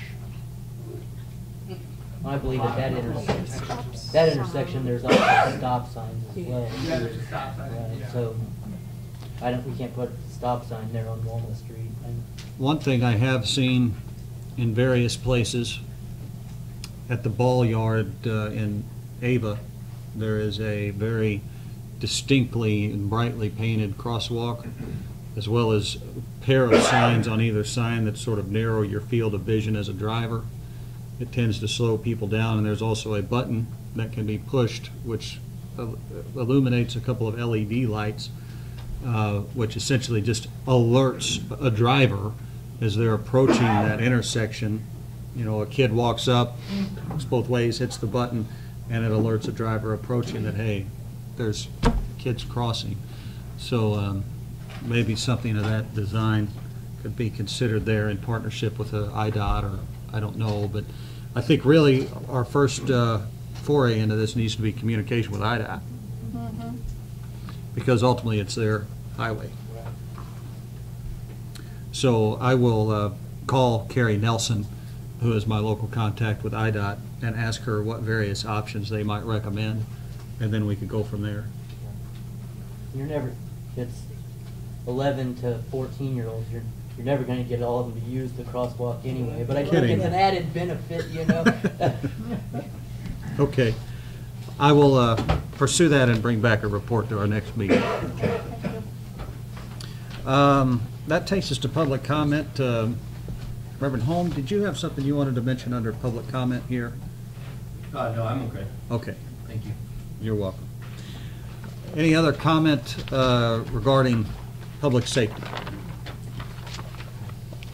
All right, hearing none, we'll come out of that and go to personnel, which is chaired by Ms. Hughes. Under personnel, we have no old business. This new business that is informational for all of you. As you all know, that Chief Swafford is retiring at the end of this year, and I also want to be proactive with starting to look for a new chief. I don't want to wait till September and then all of a sudden we say, gosh, we only have 3 months to do this. So we are going to begin advertising within the department soon. You just need to know about that, and then we can go from there. I don't know, there are certain criteria that people that work within the department have to be able to even apply for the chief's job, but if we have any of those and that they're interested, we'll put like a 30-day notice on to let us know if they are interested in that position. Then we'll go from there. Very good. Is there any, well, do any of you have any questions about any of that? One thing. Any public comment on personnel? Hearing none, I think we can get out of that, ma'am.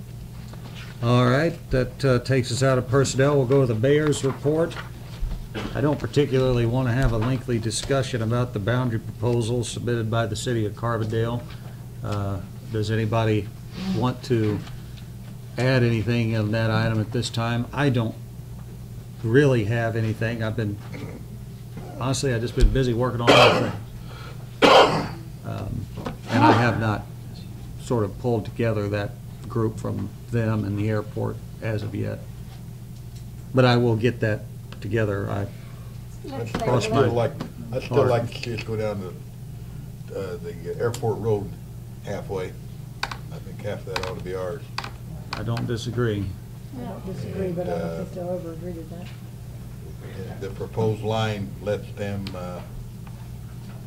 have the, on the east side, that large building, I don't know what's in there, but they also have RP lumber. So, I mean, that's the only thing that I can see offhand that I think that we definitely ought to have. And other than that, I don't have a problem with it. Okay. We're giving long, let's table this. Yes, certainly. I'm Please. happy to do that. Thank you. All right, at this point, I would like to, I need a motion and a roll call vote to go into executive session to discuss acquisition of real property. So moved. Second. I'll second that. All right, Ms. Hughes? Yes. Ms. Curry-Witzman? Mr. Voss? Yes. Mr. McComb? Maybe. Mr. Bratton? Yeah. Ms. Campos? Yes. Mr. Pitt? Yes. Had to Okay, get thank something you. to read.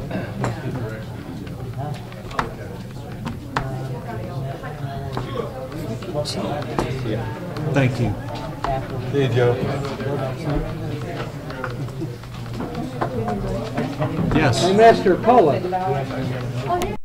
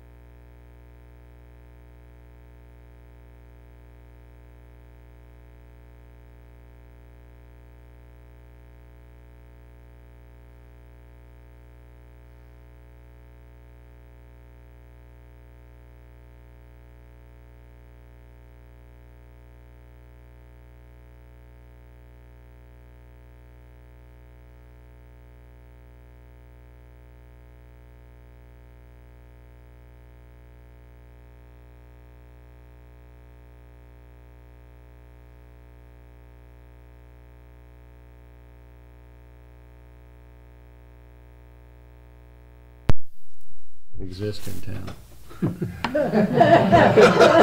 Don't ask. Nothing on that scale as far as that big a pipe. I mean, I know we have a lot of, 18-inch pipes, 2-foot pipes that there is issues with that we've basically put a Band-Aid on for now and back burning them and hoping to get back to them, but, until they're. Yeah, I mostly just mean these situations where we've got, that large pipe, especially out on that end of town.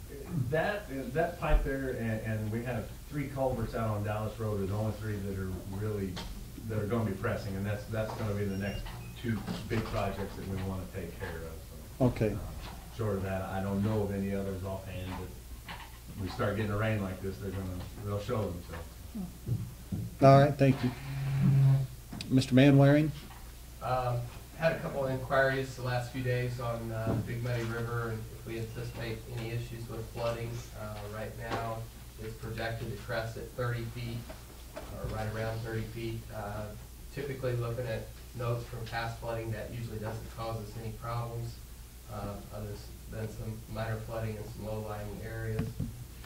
So right now, we're not anticipating any issues unless we get a bunch more rain and they revise the crest. Thank you. Always keeping an eye on that. Appreciate it.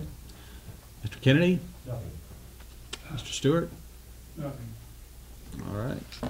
There's nothing further. Entertain a motion to adjourn. So moved. All in favor? Aye. Thank you. J, 8:38.